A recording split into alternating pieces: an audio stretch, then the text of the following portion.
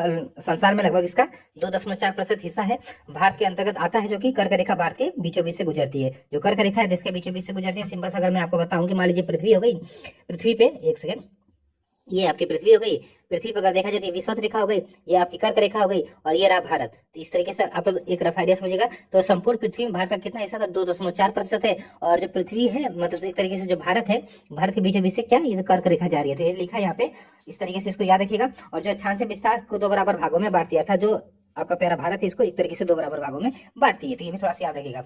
आगे कर भारत के बारे में सही कथन कौन सा है ये देख लेते हैं। जैसे यह स्थल मंडल के कुल क्षेत्रफल का लगभग 2.4% है, बता चुका हूं। और आगे देखा जाए 82 पूर्वी देशांतर का उपयोग भारतीय जो मानक समय उसको निर्धारित करने के लिए किया जाता है। ये 5 राज्यों से गुजरती है। मौका ट्रिक याद है कि MOCA मौका, मौका में M से MP, O से उड़ीसा, U से उत्तर प्रदेश, C से छत्तीसगढ़, A से आंध्र प्रदेश। तो ये मौका ट्रिक आप लोग याद रखिएगा। 82 जो पूर्वी देशांतर इसको IST कहते हैं। ये आपकी 82 पूर्वी देशांतर गई, ये 5 स्टेट से जाती है। इसको याद रखिए। ये GMT से 5.5 घंटा कितनी, तो आगे से GMT से 5.5 घंटा आगे, ये सब चीजें आप लोग याद रखिएगा। आगे देखते हैं आगे क्या कह रहा है। क्षेत्रफल की दृष्टि से भारत विश्व का चौथा स्थान है, तो 7वां स्थान है। और 6 बता देता हूँ। तो सबसे पहले पे आपका क्या आता है, तो रूस आता है, दूसरे पे कनाडा आता है, तीसरे पे USA आता है, चौथे पे क्या आता है, तो चौथे पे देखा जाए तो चीन आता है, 5वें पे देखा जाए तो ब्राजील आता है, 6ठे पे ऑस्ट्रेलिया आता है, 7वें पे अपना प्यारा भारत आता है। इस तरीके से आप लोग इसको याद रखिएगा। चलिए आगे चलते हैं। आगे कह रहे हैं यहाँ पे जो अगला है कि भारत का क्षेत्रफल विश्व का लगभग कितना है, 2.4% हम लोग बता चुके हैं। परंतु इसकी जनसंख्या कितनी, तो 17.5% है 2011 की जनगणना के अनुसार। भारत में गांव की संख्या कितनी है, तो 6,40,932 गांव है, ये भी 2011 की जनगणना के अनुसार। अब सही सुमेल करना है आपको यहाँ पे। तो भारत का क्षेत्रफल देखा जाए तो 3,32,287 वर्ग किलोमीटर है ना, 3,87,263 वर्ग किलोमीटर है। तो वही छोटे में लिखा है इसको। भारत का अक्षांशीय विस्तार देखा जाए, अक्षांशीय विस्तार मतलब ये अपना प्यारा भारत हो गया। अब अक्षांशीय विस्तार देखा जाए यहाँ से लेके एक तरीके से ये कह सकते हैं आप लोग, ये अक्षांशीय विस्तार हो गया। ये कितना है, तो 8 डिग्री 4 मिनट से, यहाँ पे देखिए मुख्य भूमि से 8 डिग्री 4 मिनट से लेके कहाँ पे है, तो 37 डिग्री 6 मिनट तक है। और ये पूरा उत्तर में आता है। ये तो आपको पता है किस तरीके से, अगर पूरी पृथ्वी को बनाया जाए हम लोग यहाँ पे पूरे पृथ्वी को बनाए इस तरीके से, तो ये हो गई विषुवत रेखा। और ये देखिए विषुवत रेखा के इधर आपका नॉर्थ हेमिस्फीयर पड़ता है, तो भारत कहाँ पड़ता है, तो इस विषुवत रेखा के ऊपर पड़ता है। इस तरीके से उत्तरी आपका गोलार्ध में पड़ता है, तो यहाँ पे उत्तर लगाना जरूरी है। देखिए यहाँ पे उत्तर लगाया ना, इस तरीके से आप लोग इसको याद रखेगा। आगे इसमें क्या कह रहा है कि भारत का रेखांकीय विस्तार कितना, मतलब देशांतरी विस्तार कितना है, तो देशांतरी विस्तार की अगर हम बात करें तो ये देशांतरी विस्तार होता है ये, तो यहाँ से लेके ये कितना है, तो 68 डिग्री 7 मिनट से लेकर 97 डिग्री 25 मिनट पूर्व में है। आप पूर्व में कैसे सर, तो इसको थोड़ा समझा दीजिए। ये हो गई आपकी क्या पृथ्वी, तो ये हो गई आपकी क्या, एक तरीके से देखा जाए तो जो प्रधान मध्यांतर रेखा ये। अब इसके इधर का पूर्व कहलाता है, इधर का एक तरीके से पश्चिम कहलाता है। तो भारत इधर पड़ता है, तो इस तरीके से आप लोग पूर्व लगाइएगा। ये गलती मत करिएगा, ये गलती हो जाती है। अगला, भारत में राज्यों की संख्या कितना है, तो 31 अक्टूबर तक आपका 28 मतलब एक तरीके से ये आंकड़ा याद रखिएगा। भारत के लिए सत्य कथन है, तो भारत विश्व का 7वां सबसे बड़ा देश है। आबादी जनसंख्या की दृष्टि से दूसरा राष्ट्र है, अर्थात पहले स्थान पे चीन आता है 2011 की जनगणना के अनुसार। ये भी हम लोग बात करेंगे। इसकी भूमि सीमा की बात करें तो विस्तार कितना है, तो 15,200 किलोमीटर। ये क्या है सर, थोड़ा सा इसको समझा दीजिए। तो ये अगर आप लोग देखेंगे भारत को, तो ये पूरा क्या जल है, ये पूरा वाटर बॉडी है। अब यहाँ से देखा जाए, यहाँ से ये स्टार्ट होता है इस तरीके से अगर देखा जाए, तो ये लगभग आपका भूमि का एक तरीके से क्षेत्र होता है। ये कितना होता है, 15,200 किलोमीटर होता है। तो इसको थोड़ा सा आप लोग यहाँ पे याद रखिए। और जो सूर्योदय सर्वप्रथम कहाँ पे होता है, तो अरुणाचल प्रदेश में होता है। क्योंकि देखिए सूर्योदय कहाँ से होता है, तो पूरब से होता है, तो सबसे पहले यहाँ पे होता है। इसको थोड़ा सा आप लोग यहाँ पे याद रखिए, कहाँ पे, तो अरुणाचल प्रदेश में होता है। चलिए अक्षांशीय विस्तार की बात कर लेते हैं। तो भारत का विस्तृत देखा जाए, अगर विस्तृत रूप से 6 डिग्री 45 मिनट उत्तरी अक्षांश से लेकर 37 डिग्री 6 मिनट उत्तरी अक्षांश तक है। अगर मुख्य भूमि से बात करें यहाँ पे, तो मुख्य भूमि से आपका 8 डिग्री 4 मिनट। सर ये क्या था समझा दीजिए। देखिए इसको अगर हम लोग देखें यहाँ पे, तो ये अपना प्यारा भारत हो गया। अब यहाँ पे देखिए क्या कह रहा है, अगर मुख्य भूमि से बात करें यहाँ कन्याकुमारी से लेकर, तो 8 डिग्री 4 मिनट से स्टार्ट होता है और कहाँ तक जाता है, तो लद्दाख के यहाँ तक, जो इंदिरा कोल है यहाँ तक 37 डिग्री 6 मिनट जाता है। लेकिन आपको पता है कुछ द्वीप है यहाँ पे, अंडमान निकोबार द्वीप समूह पड़ता है, तो ये आपका बढ़ जाता है कहाँ पे, 6 डिग्री 45 मिनट पे। तो इसको याद रखिएगा। ये तो भारत का हिस्सा है ना, जिस तरीके से वही कह रहा है कि अगर सबसे दक्षिणतम बिंदु पूछे तो आपका यहाँ पे 6 डिग्री 45 उत्तरी अक्षांश से लेकर 37 है, जो कि ये क्या पड़ता है, इंदिरा पॉइंट पड़ता है। इंदिरा पॉइंट पड़ता है जो कि ग्रेट निकोबार में। कहाँ पे, ग्रेट निकोबार में। ये सब चीजें आप लोग को यहाँ पे पता होनी चाहिए। चलिए आगे चलते हैं। अगला प्रश्न आपका यहाँ पे क्या कह रहा है। अगला कह रहा है आपका, राजस्थान, पंजाब, हिमाचल प्रदेश और जम्मू कश्मीर से किस एक से होकर सिक्किम से गुजरने वाले अक्षांश गुजरती है। देखिए अगर यहाँ पे सिंपल से देखा जाए, मान लीजिए आपका भारत हो गया, ये अपना प्यारा क्या हो गया, भारत हो गया। अब यहाँ पे क्या कह रहा है, यहाँ पे कह रहा है कि राजस्थान, पंजाब, हिमाचल प्रदेश और जम्मू कश्मीर में से किस एक से होकर सिक्किम से गुजरने वाले अक्षांश गुजरती है। तो यहाँ पे इस तरीके से देखा जाए, अगर आप लोग को थोड़ा सा मैप अच्छे से बता देता तो यहाँ पे आप लोग देखते हैं राजस्थान से गुजरेगी। कहाँ से? राजस्थान से, राजस्थान से। अगला, जोधपुर, जैसलमेर, जबलपुर एवं नागौर में से जिस जिले में 70 जो आपकी 70 पूर्वी देशांतर है, 70 पूर्वी देशांतर रेखा गुजरती है, कहाँ से? तो जैसलमेर से गुजरती है, जैसलमेर से। आगे देखते हैं हम लोग, आगे क्या कह रहा है आपके यहाँ पे। अब भारत के एवं कर्क रेखा देख लेते हैं, भारत एवं कर्क रेखा। देखिए कर्क रेखा इन राज्यों से होकर गुजरती है, कहाँ से? गुजरात और राजस्थान, जो उस समय के ऑप्शन होगा, जैसे कि मध्य प्रदेश हो गया, छत्तीसगढ़, झारखंड, पश्चिम बंगाल, त्रिपुरा और मिजोरम, अर्थात 8 राज्यों से होकर कर्क रेखा भारत की गुजरती है, और कर्क रेखा भारत के बीचों बीच से गुजरती है। अगला देखते हैं यहाँ पे, भारत कर्क रेखा गुजरती है 8 राज्यों से। अगरतला यहाँ पे कर, अगरतला, गांधीनगर, जबलपुर, उज्जैन में से कर्क रेखा से निकटतम दूरी पे कौन है? तो गांधीनगर, याद रखिए गांधीनगर है। दिल्ली, कलकत्ता, जोधपुर तथा नागपुर नगरों में से किस से कर्क रेखा निकट है? तो कोलकाता से निकट हो जाए, कोलकाता से। भारत के 2 लगभग बराबर भागों में विभाजित करने वाली रेखा को क्या कहते हैं? तो यहाँ पे आप लोग देखिए सिंपल सा अगर मैप बनाएंगे इस तरीके से, तो यहाँ से बीचों बीच से कर्क रेखा गुजरती है, जो कि भारत को 2 बराबर भागों में विभाजित करती है। तो इसका नाम क्या हो जाएगा? इसका नाम हो जाएगा आपका कर्क रेखा। क्या हो जाएगा? तो कर्क रेखा बोले तो यहाँ पे आपका हो जाएगा कर्क रेखा। चलिए, 23.5 डिग्री उत्तरी अक्षांश को कहते हैं। झारखंड, मणिपुर, मिजोरम तथा त्रिपुरा राज्यों में से कर्क रेखा उत्तर में स्थित है, तो कौन सा भारतीय राज्य? यहाँ पे सिंपल सा होता है तो मणिपुर। इसको कैसे समझे सर? तो इसको भी थोड़ा समझा देता हूँ। अगर आप लोग इस तरीके से भारत का मैप बनाएंगे, ये हो गया आपका भारत का मैप। अगर देखा जाए इस तरीके से, ये गई आपकी क्या? तो कर्क रेखा गई। तो देखेंगे यहाँ पे जो मणिपुर है, तो यहाँ पे देखिए कैसे मैंने बनाया, अरुणाचल प्रदेश के बाद नमामि याद रखिएगा, नमामि, तो नागालैंड, फिर मणिपुर पड़ता है, फिर मिजोरम पड़ता है, तो ये उत्तर में पड़ जाता है, ये उत्तर में पड़ जाता है। तो इस तरीके से देखा जाए तो आपका यहाँ पे आंसर मणिपुर हो जाएगा। हैदराबाद, चेन्नई, भोपाल तथा दिल्ली शहरों में से जून माह के दिन में अवधि अधिकतम होगी, कहाँ पे? दिल्ली में। क्यों होगी? रीजन तो आपको पता होगा। दरअसल होता क्या है, अगर ये पृथ्वी हो गई तो आपको पता है जून माह में ये विषुवत रेखा हो गई, और ये कर्क रेखा हो गई, तो और ये मकर रेखा हो गई। तो जो सूर्य होता है ये जून माह में यहाँ पे आ जाता है, कहाँ पे? तो ये जो कर्क रेखा यहाँ पे आ जाता है। और आपको पता है कि देखा जाए कर्क रेखा तो दिल्ली इधर पड़ेगी, तो इस तरीके से यहाँ पे आपका क्या हो जाएगा? तो यहाँ पे आपका एक तरीके से देखा जाए दिन की अवधि अधिकतम हो जाती है। इस बात को आप लोग यहाँ पे याद रखिएगा। जबलपुर, अहमदाबाद, उज्जैन एवं वाराणसी शहरों में से कर्क रेखा से सबसे निकटतम शहर कौन सा? तो जबलपुर हो जाए, इनमें से जबलपुर हो जाएगा, जबलपुर। माही, चंबल और नर्मदा में से कौन कर्क रेखा को 2 बार काटती है? तो ये बच्चों वाला प्रश्न हो गया। माही नदी जो है ये कर्क रेखा को 2 बार काटती है। अब मानक समय की बात कर लेते हैं। तो जब भारतीय मानक समय की यमुनोत्तर पर अर्धरात्रि है, इस स्थान पर सुबह के 6 बजता है, तो उस स्थान की अवधि में जिस यमुनोत्तर पे है वो क्या होगा? तो यहाँ पे इसको कैलकुलेट करना पड़ता है। जैसे कि मैं थोड़ा सा आपको बता दूं, जैसे कि अगर देखा जाए, देखिए पृथ्वी कितना है, तो पृथ्वी पे अगर देखा जाए तो ये पृथ्वी हो गई, इस पे आपका इस तरीके से जो देशांतर होती है, खड़ी रेखाएं जो होती है, देशांतर होती है। ये कितनी दिन की टोटल संख्या आपकी कितनी? 360 है। तो पृथ्वी को 360 डिग्री घूमने में कितना लगता है? 24 घंटा लगता है। तो 24 घंटे को अगर मिनट में चेंज किया जाए तो 360/24 कर लेते हैं, तो मतलब कि एक तरीके से इसको, तो ये घंटे में कितना घूमेगी? ये घंटे का निकाल लेते हैं, तो 360/24 कर लेते हैं। तो इसको अगर देखें तो 12 दूनी 36 हो जाएगा, 12 दूना 24 हो जाएगा, तो यहाँ पे 15 हो जाएगा ना, 15 हो जाएगा। एक घंटे में 15, तो 60 मिनट में मतलब 15 डिग्री घूम रही है। तो 60 मिनट में 15 डिग्री घूम रही है, तो 1 मिनट में कितना घूमेगी? तो 1 मिनट में देखा तो 4 डिग्री घूमेगी, मतलब 4 डिग्री घूमेगी ना, 1 मिनट में 4 डिग्री, 1 मिनट में 4 डिग्री घूमेंगे। इसी तरह आपका निकाला जाता है। तो जैसे कि अगर आप लोग देखिए यहाँ पे, तो जो हमारा मध्याह्न रेखा है वो 82.5 है। अब 82.5 में 4 का गुणा करेंगे तो लगभग कितना आएगा? तो 5.5 घंटा आगे आता है। तो इसीलिए हम लोग जो GMT से 5.5 घंटा आगे होते हैं। आगे कह रहे हैं यहाँ पे, गुजरात के सबसे पश्चिम गांव, गुजरात के सबसे पश्चिम गांव और अरुणाचल प्रदेश के सबसे पूर्वी छोर पर स्थित वालांग में स्थित स्थानीय समय में कितने घंटे का अंतर होता है? 2 घंटे का अंतर होता है। कैसे होता है सर? इसको थोड़ा समझा दीजिए। तो यहाँ पे देखिए, ये हो गया अपना प्यारा भारत, ये हो गया अरुणाचल प्रदेश, और ये हो गया एक तरीके से गुजरात, मान लेते हैं यहाँ पे गुजरात हो गया। अब यहाँ पे क्या होता है? देखिए यहाँ पे देखा जाए तो क्या है, यहाँ पे 68 डिग्री, आपको यहाँ पे कितना होता है? 68 डिग्री 7 मिनट हो रहा था, यहाँ पे 97 डिग्री 25 मिनट हो रहा था ना। इनको डिफरेंस का अप्रोक्स कितना आएगा? तो 30 डिग्री का अंतर आता है, 30 डिग्री का अंतर आता है, 30 डिग्री का अंतर आता है। और 1 डिग्री में आपका 4 मिनट होता है, 1 डिग्री में आपका 4 मिनट होता है। तो इस तरीके से देखा जाए तो 30 चौका 120 हो जाएगा, 120 मिनट। तो यहाँ पे देखा जाए 2 घंटे का डिफरेंस आ जाता है। इस तरीके से आप लोग यहाँ पे याद रखिएगा। देखिए थोड़ा सा तेज पढ़ाने में अगर कुछ चीजें अगर गलत निकल जाए तो उसको थोड़ा सा आप लोग समझ जाइएगा, क्योंकि रिवीजन वीडियो ये। सत्य कथन कौन सा आपको यहाँ पे कह रहा है? औरंगाबाद का अक्षांश बड़ोदरा व पुणे के अक्षांशों के बीच है, चेन्नई की तुलना में बेंगलुरु की अवस्थिति अधिक दक्षिणवर्ती है। तो ये यहाँ पे सत्य कथन था।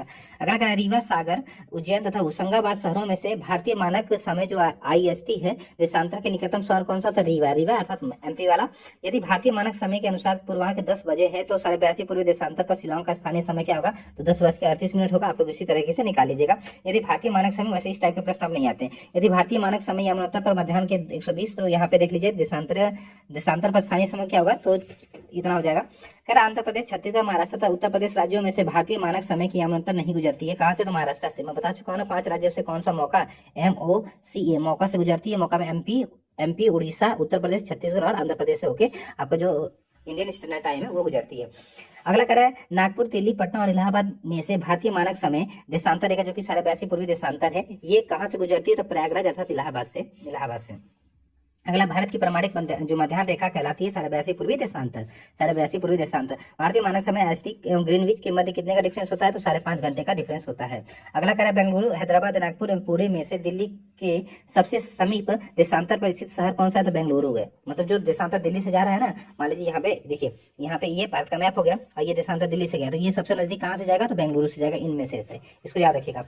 अगला आपका कह रहा है यदि अरुणाचल प्रदेश के तीरप में सूर्योदय 5 बजे प्रातः होता है तो गुजरात के कांडा में सूर्योदय कितना होगा? 2 घंटे का डिफरेंस है, तो ऑब्वियस सी बात है 7 बजे होगा। कितने बजे होगा? 7 बजे होगा। अब दूरस्थ बिंदु देख लेते हैं, तो भारत का दूरस्थ बिंदु, दक्षिणी बिंदु जिसको साउथर्न मोस्ट पॉइंट कहते हैं, वो इंदिरा पॉइंट है। कहाँ पे पड़ता है भैया? तो ये जो ग्रेट निकोबार है वहाँ पे पड़ता है। यहाँ पे लिखा है कि भारत का सबसे दक्षिणतम बिंदु कहाँ पे? तो बड़ा निकोबार या फिर ग्रेट निकोबार में स्थित है। भारत के राज्यों में सबसे पूर्वी और सबसे पश्चिमी राज्य को इंगित करने वाले जो क्रमशः बिंदु है आपका अरुणाचल प्रदेश और गुजरात है, लेकिन उस बिंदु का नाम आपको जानना जरूरी है। तो इस तरीके से ये प्यारा भारत का मैप हो गया। यहाँ पे अगर देखा जाए तो ये अरुणाचल प्रदेश का सबसे एक तरह से पूर्वी बिंदु और ये सब पश्चिमी बिंदु गया। तो ये होता है आपका क्या? तो ये होता है किबुथु और ये होता है आपका गौहरमोती। क्या होता है? गौहरमोती, अर्थात ये आपका होता है क्या? तो ये आपका गुजरात होता है, ये आपका एक तरीके से अरुणाचल प्रदेश होता है। तो यही चीज यहाँ पे लिखा है। भारत का सुदूर पश्चिम बिंदु कौन सा है? भारत का सुदूर पश्चिम बिंदु कौन सा? तो 68°7' पूर्व, जो कि गौहरमोती के नाम से जाना जाता है। कहाँ पे? गुजरात में।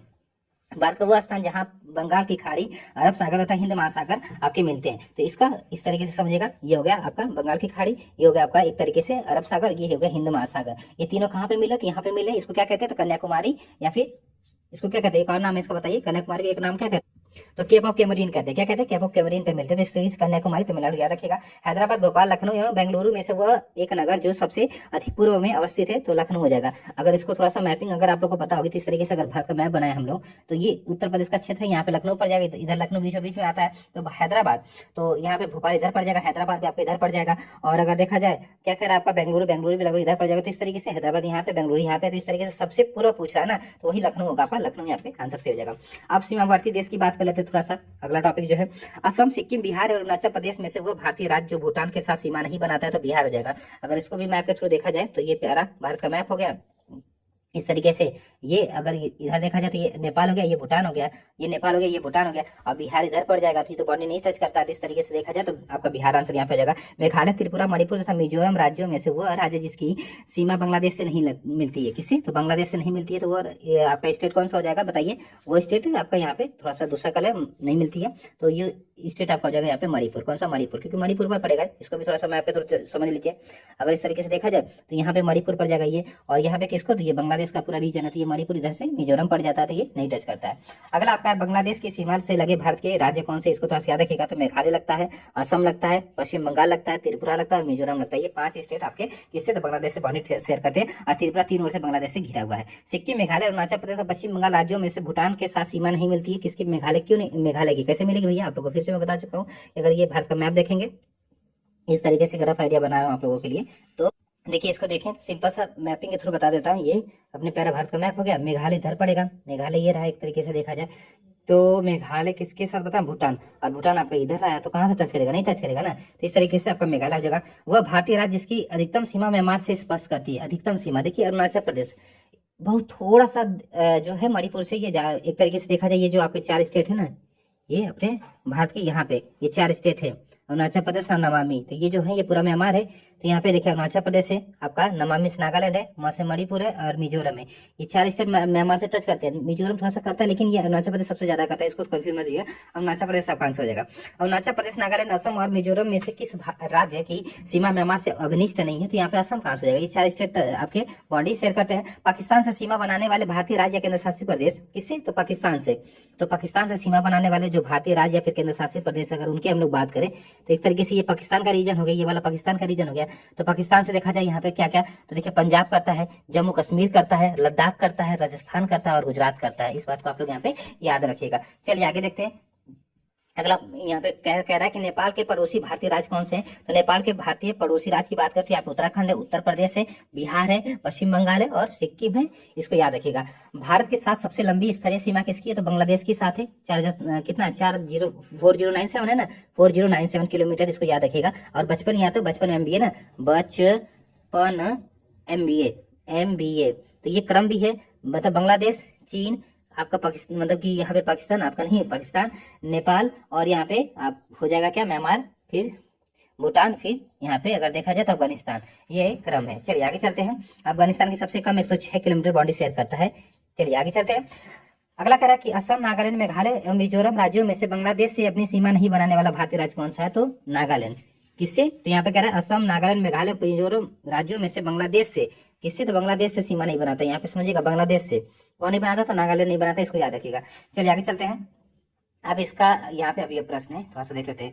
कह रहा है भारत तथा पाकिस्तान के बीच सीमा निर्धारित करती है कौन सी? तो रेड क्लिफ लाइन। आप सबको पता है, एक तरीके से अध्यारोपित रेखा। अध्यारोपित रेखा क्या होती है? जो किसी के द्वारा आरोपित होती है। तो अध्यारोपित अंग्रेजों ने यहाँ पे इसको बनाया था ना, तो इस तरीके से अध्यारोपित रेखा है। ड्रोन लाइन भारत की सीमा निर्धारित करती है, तो अफगानिस्तान से साथ 106 किलोमीटर की बाउंड्री जो शेयर करता है वही। मैकमोहन रेखा किसके साथ? तो भारत एवं चीन के साथ। भारत एवं चीन के साथ। भारत तथा पाकिस्तान की मध्य सीमा रेखा है अध्यारोपित सीमा, वही चीज बता रहा था मैं। भारत और चीन के उत्तर पूर्वी सीमा का सीमांकन करने वाली जो लाइन है वो क्या हो जाएगी? मैकमोहन रेखा हो जाएगी। पाक श्रीलंका को अलग करता है, तो पाक जलडमरू मध्य जो वो अलग करता है। नेपाल, भूटान एवं चीन की सीमाओं से मिलने वाला जो भारतीय राज्य है वो कौन सा है? देखिए यहाँ पे सिक्किम। किससे कह रहा है? नेपाल, भूटान एवं चीन। कैसे भैया? तो इसको थोड़ा सा आप लोग समझ लीजिए। अगर ये देखा जाए भारत का प्यारा मैप, ये हो गया सिक्किम, ये हो गया सिक्किम, इधर हो गया भूटान, इधर हो गया नेपाल, इधर हो गया चीन। तो ये तीनों से एक तरीके से बाउंड्री शेयर करता है। अगला आपका यहाँ पे है असम, त्रिपुरा, नागालैंड और पश्चिम बंगाल राज्यों में से किसके तीन तरफ अंतर्राष्ट्रीय सीमा? त्रिपुरा। त्रिपुरा 3, और वैसे भी बांग्लादेश 3 तरफ से इससे घिरा हुआ है। भारत का अपने पड़ोसी देशों में मध्य अंतर्राष्ट्रीय सीमा के विस्तार का आरोही क्रम क्या है? तो नेपाल, पाकिस्तान, चीन, बांग्लादेश। एक तरीके से आरोही क्रम पूछ रहा है ना।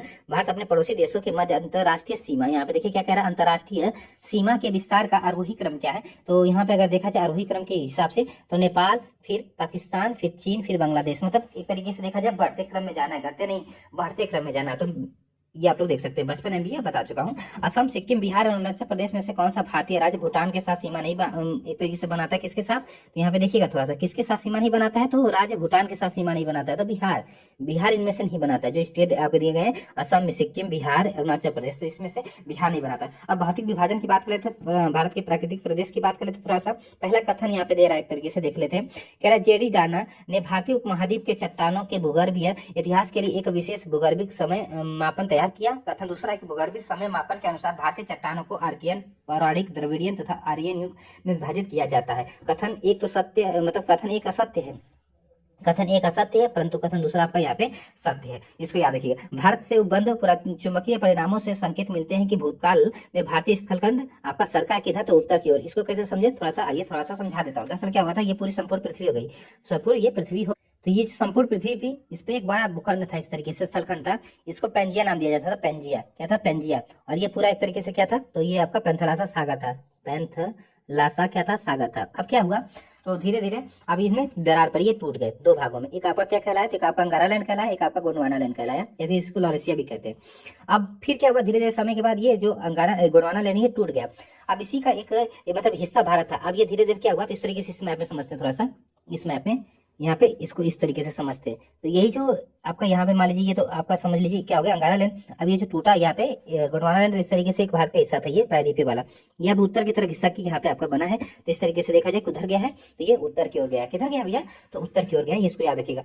अगला आपका यहाँ पे जो प्रश्न वो क्या कह रहा है देख लेते हैं। भारतीय उपमहाद्वीप मूलतः एक विशाल भूखंड भाग था, जिसे हम लोग कहते हैं क्या? गोंडवाना कहलाए। गोंडवाना लैंड यहाँ पे भारत का विभाजित है, तो 4 प्राकृतिक प्रदेशों में। कितने? 4 प्राकृतिक प्रदेशों में विभाजित है।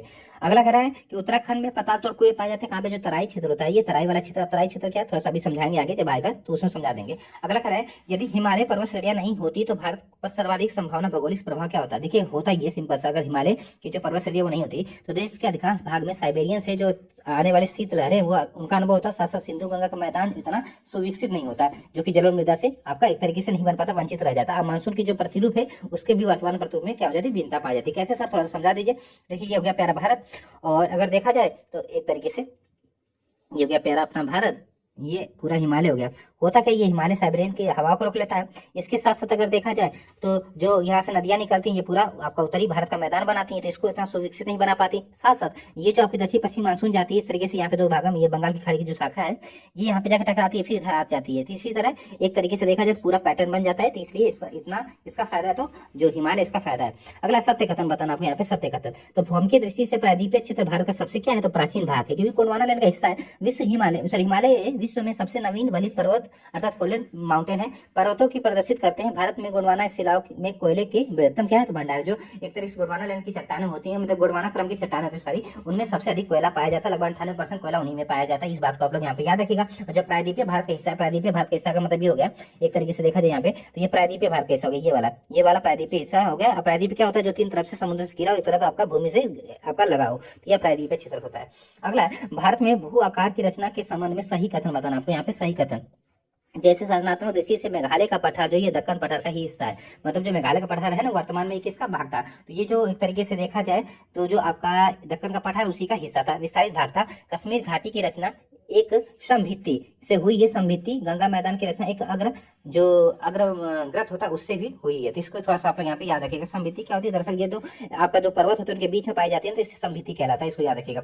अगला आपका, भारत के पश्चिमी समुद्र तट का निर्माण हुआ है। भारत में पश्चिमी समुद्र तट है, इसका निर्माण कैसे हुआ, तो आइए थोड़ा सा देख लेते हैं। दरअसल भूमि के उत्थान एवं निर्गमन के कारण, तो भारत में जो पश्चिमी समुद्र तट है उसका निर्माण भूमि के उत्थान के कारण और निर्गमन के कारण हुआ है। सही सुमेलन करना आपको यहाँ पे देख लेते हैं। सुमेलन के कारण मतलब कुछ आपको यहाँ पे देखा जाए, देखिए क्या दिया गया है, तो यहाँ पे आपको उत्पत्ति उनके काल है, ये प्रश्न बनता है।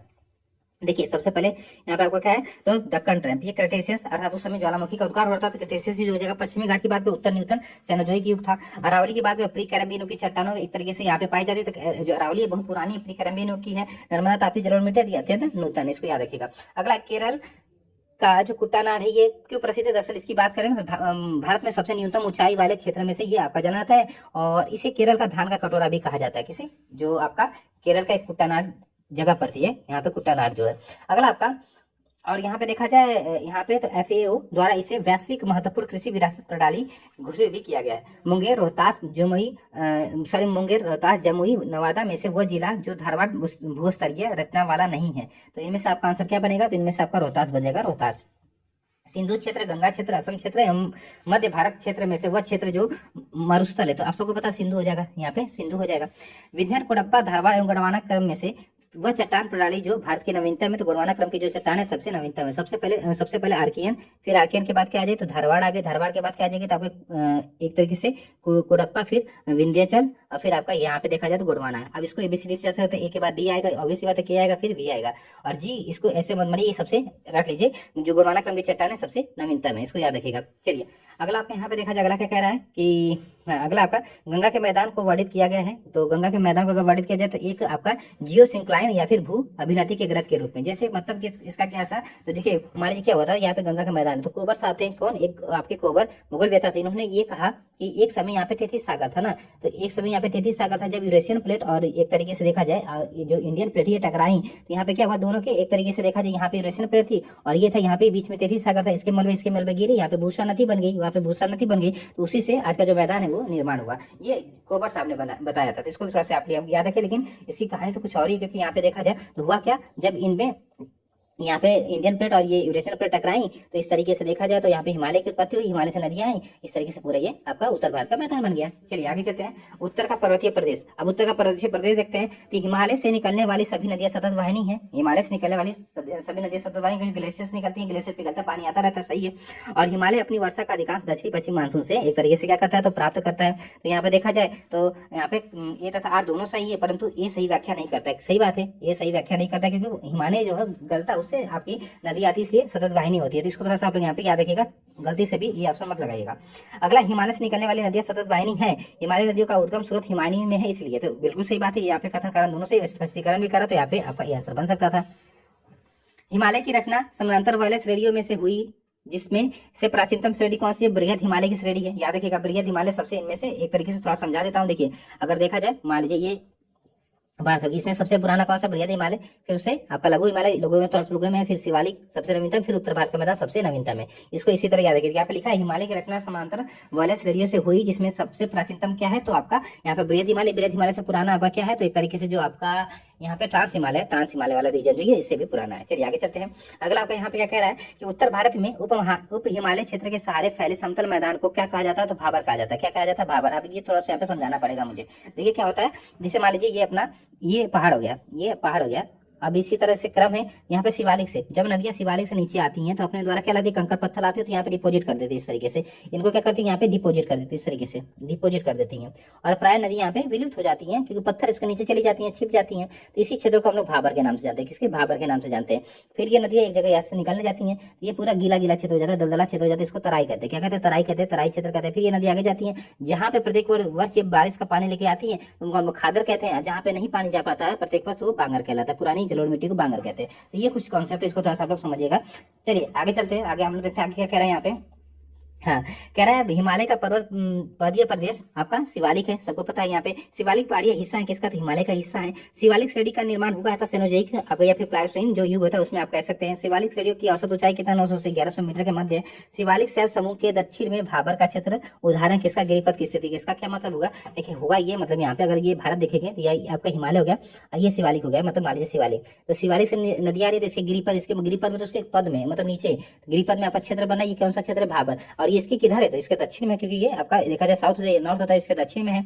और अगर देखा जाए यहाँ पे पैरा किससे बनता है, तो गिरिपथ की स्थिति में बनता है, तो ये भी थोड़ा सा आप लोग यहाँ पे याद रखिएगा। आगे कह रहा है आपके यहाँ पे सतलज और काली नदी के मध्य स्थित हिमालयी भाग को क्या कहते हैं, तो कुमाऊं कहते हैं। अब इसको सर थोड़ा समझा दीजिए, दरअसल क्या होता है, देखिए सर सिनी पुराण थे, इन्होंने नदियों के हिसाब से जो हिमालय उसका प्रदेश विभाजन किया था, जैसे सिंधु से और जो आपका सतलज इसके मध्य के क्षेत्र को उन्होंने क्या कहा था, तो पंजाब हिमालय या कश्मीर हिमालय कहा था। इसके बाद यहाँ पे सतलज, यहाँ पे एसटी लिख रहा हूँ, सतलज से लेके जो काली नदी है उसके मध्य के क्षेत्र को इन्होंने क्या कहा था, तो कुमाऊं कहा था।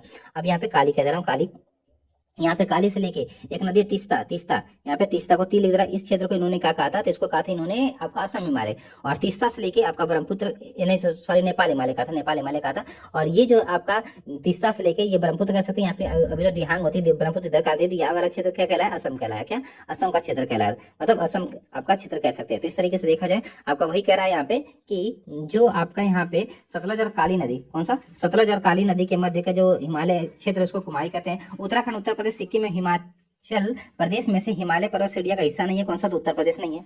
चलिए आगे चलते हैं, अगला आपके यहाँ पे थोड़ा सा देख लेते हैं। क्या हिमालय के तरुण वलित पर्वत अर्थात नवीन मोरदार पर्वत के साक्ष्य कहे जा सकते हैं, तो गहरे खड़ यहाँ पे मिलते हैं, और यू घुमाव वाले नदी मार्ग और समानांतर पर्वत श्रेणियां मिलती हैं। भूस्खलन के लिए उत्तरदायी तीव्र ढाल की प्रवणता भी एक तरीके से मिलती है, ये कारण याद रखिएगा। नीचे दिए हुए जम्मू कश्मीर और लद्दाख के मानचित्र की जांच कीजिए। अभी आपको यहाँ पे 1 2 3 4 जो जगह दी गई इनको बताना, तो क्या हो जाएगा, देखिए काराकोरम, फिर लद्दाख, जास्कर और पीर पंजाल। यहाँ पे सबसे पहले काराकोरम, लद्दाख, जास्कर, पीर पंजाल पड़ता है। तो इस तरीके से देखा जाए तो यहाँ पे आपका यही आंसर हो जाएगा, इनको इस तरीके से आप लोग दर्शा सकते हैं। अगला लघु हिमालय स्थित है। लघु हिमालय की बात करें तो ये लघु हिमालय अगर देखा जाए तो ये शिवालिक और महान हिमालय के मध्य में, कई बार बता चुका हूँ। अगर देखा जाए तो ये आपका क्या होता है, महान हिमालय, फिर बीच में टुकड़ों में इस तरीके से आपका लघु हिमालय, ये शिवालिक हो गया, तो इनके बीच में क्या है आपका लघु हिमालय, इसको याद रखिएगा। अगला पश्चिमी भाग में हिमालय की श्रेणियों का दक्षिण से उत्तर की ओर सही क्रम क्या है, यहाँ पे क्या कह रहा है, थोड़ा सा ध्यान से पढ़िएगा। यहाँ पे कह रहा है पश्चिमी भाग में हिमालय की श्रेणियों में दक्षिण से उत्तर का सही एक तरीके से क्रम क्या है, तो यहाँ पे क्रम की बात कर ले अगर हम लोग थोड़ा सा देखिए, क्रम दर्शाता है शिवालिक है, फिर आपका यहाँ पे क्या है, शिवालिक है, लघु हिमालय है, शिवालिक है आपका यहाँ पे, और फिर क्या कह रहा है आपका लघु हिमालय और महान हिमालय, कैसे सब थोड़ा सा बता दीजिए इसको भी। तो अगर आप लोग यहाँ पे हम लोग भारत का मैप बनाए इस तरीके से, ये प्यारा भारत का मैप हो गया, इस तरीके से समझिएगा थोड़ा सा। तो ये महान हिमालय हो गया, इसके नीचे ये लघु हिमालय हो गया, फिर ये शिवालिक हो गया, ये फिर उत्तर भारत का मैदान हो गया। अब इसको किधर से दर्शाना हमें, दक्षिण से उत्तर, तो सबसे पहले शिवालिक पड़ेगा, फिर लघु हिमालय, फिर महान हिमालय पड़ेगा। तो इस तरीके से आप लोग यहाँ पे दर्शा सकते थे। विंध्य, अरावली, शिवालिक और अनामलाई में से सबसे नवीन जो पर्वत है वो कौन सा हो जाएगा, तो ऑब्वियस सी बात है शिवालिक हो जाएगा। शिवालिक सबसे पुराना कौन सा हो जाएगा, अरावली हो जाएगा। उच्चावच आकृतियों का दक्षिण से उत्तर की ओर बढ़ते सही क्रम क्या है, उच्चावच की आकृतियों का दक्षिण से, आपका यहाँ पे देखिए दक्षिण से उत्तर की ओर पूछ रहा है, तो बढ़ते क्रम क्या हो जाएगा, यहाँ पे देखिए थोड़ा सा बताइए। तो देखिए धौलाधर, जास्कर, लद्दाख और फिर काराकोरम, किधर से जाना है, तो दक्षिण से उत्तर की ओर जाना है। सब दक्षिण से उत्तर की ओर कैसे मतलब, तो अगर ये भारत का मैप आप लोग देखेंगे तो यहाँ पे देखिए काराकोरम, लद्दाख, जास्कर, पीर पंजाल पड़ रहा है ना, तो ये तो उल्टा कर दिए इसको, तो सबसे पहले यहाँ पे धौलाधर दे दिया, तो यहाँ पे पीर पंजाल इधर धौलाधर पड़ता है, तो धौलाधर, जास्कर, लद्दाख और काराकोरम हो जाएगा, यही क्रम हो जाएगा। चलिए आगे चलते हैं। हिमालय में उत्तर दिशा की ओर क्रम वाली पर्वत श्रेणियां क्या है, तो पीर पंजाल पर्वत श्रेणियां, जास्कर पर्वत श्रेणियां, लद्दाख पर्वत श्रेणियां और काराकोरम पर्वत श्रेणियां हैं। हिमालय से पूर्व से पश्चिम कहाँ पे, तो पूर्व से पश्चिम कह रहे हैं यहाँ पे, पूर्व से पश्चिम की ओर पर्वत शिखरों का सही क्रम क्या है, यहाँ पे देखा जाए कंचनजंगा, एवरेस्ट, अन्नपूर्णा, धौलागिरी है। हिमालय की पहाड़ी श्रृंखला में ऊंचाई के साथ साथ किन कारणों से वनस्पति में परिवर्तन होता है, दरअसल वहाँ पे क्या होता है, तापमान में गिरावट हो जाती है और सतत वर्षा के बदलाव में एक तरीके से चेंजेस हो जाता है, और मिट्टी का अनउपजाऊपन हो जाता है। तो इसको थोड़ा सा आप लोग याद रखें। हिमालय की पहाड़ियों में अगर आप जाएंगे तो ऊंचाई के साथ साथ अन्य प्रकार की वहाँ पे वनस्पति मिलती है। उसका परिवर्तन क्या कारण, मुख्य कारण वहाँ पे तापमान में गिरावट आ जाती है, साथ साथ वर्षा के पैटर्न में बदलाव हो जाता है, मिट्टी के अनउपजाऊपन का भी होना होता है। अजंता, पालकोंडा, कैमूर व पटकोई जो श्रेणियां हैं उत्पत्ति की दृष्टि से सबसे नवीनतम पर्वत श्रेणी कौन सी है, तो पटकाई बूम हो जाएगी। पटकाई जो कि हिमालय का एक तरीके से भाग है ना, तो हिमालय सबसे नवीनतम है। अगला है नागालैंड, त्रिपुरा, मणिपुर, मिजोरम राज्यों में से पटकाई की जो पहाड़ियां हैं वो संलग्न नहीं है। तो यहाँ पे देखा जाए तो किससे, त्रिपुरा से नहीं लगेंगी ना। देखिए अगर हम लोग पटकाई बूम की बात करें, यहाँ पे पटकाई बूम, तो इस तरीके से अगर देखा जाए यहाँ पे थोड़ा सा ये हो गया अपना पैरा भारत का मैप। अब यहाँ पे देखा जाए तो ये अरुणाचल प्रदेश में ये पटकाई बूम है। तो इस तरीके से त्रिपुरा तो इधर है, कहीं लगे कहीं कोई मतलब नहीं है। तो इस तरीके से आप लोग यहाँ पे देख सकते हैं कि आंसर यहाँ पे त्रिपुरा हो जाएगा। क्या, त्रिपुरा। चलिए आगे चलते हैं हम लोग, अगला जो प्रश्न उसको देख लेते हैं जल्दी से। अगला प्रश्न देख लेते हैं।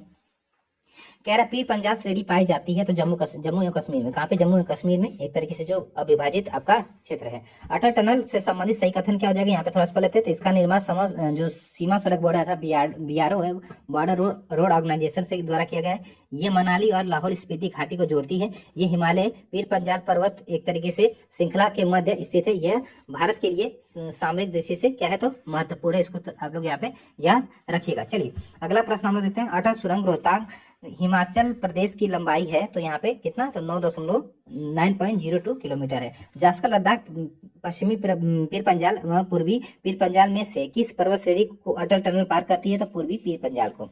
कश्मीर घाटी स्थित है तो बृहद हिमालय, कई बार पीछे में आ चुका है। बृहद हिमालय अर्थात हिमाद्री और पीर पंजाल श्रेणियों के मध्य स्थित है, इसको याद रखिएगा। और यहाँ पे देखा जाए तो बृहद हिमालय और आपका लघु हिमालय, पीर पंजाल लघु हिमालय का हिस्सा, ये भी याद रखिएगा, कंफ्यूज करा सकता है। पीर मतलब कि आपका महान हिमालय और लघु हिमालय के मध्य भी आपका कश्मीर घाटी पाई जाती है। स्काई चीन भाग है तो यहाँ पे लद्दाख पठार का।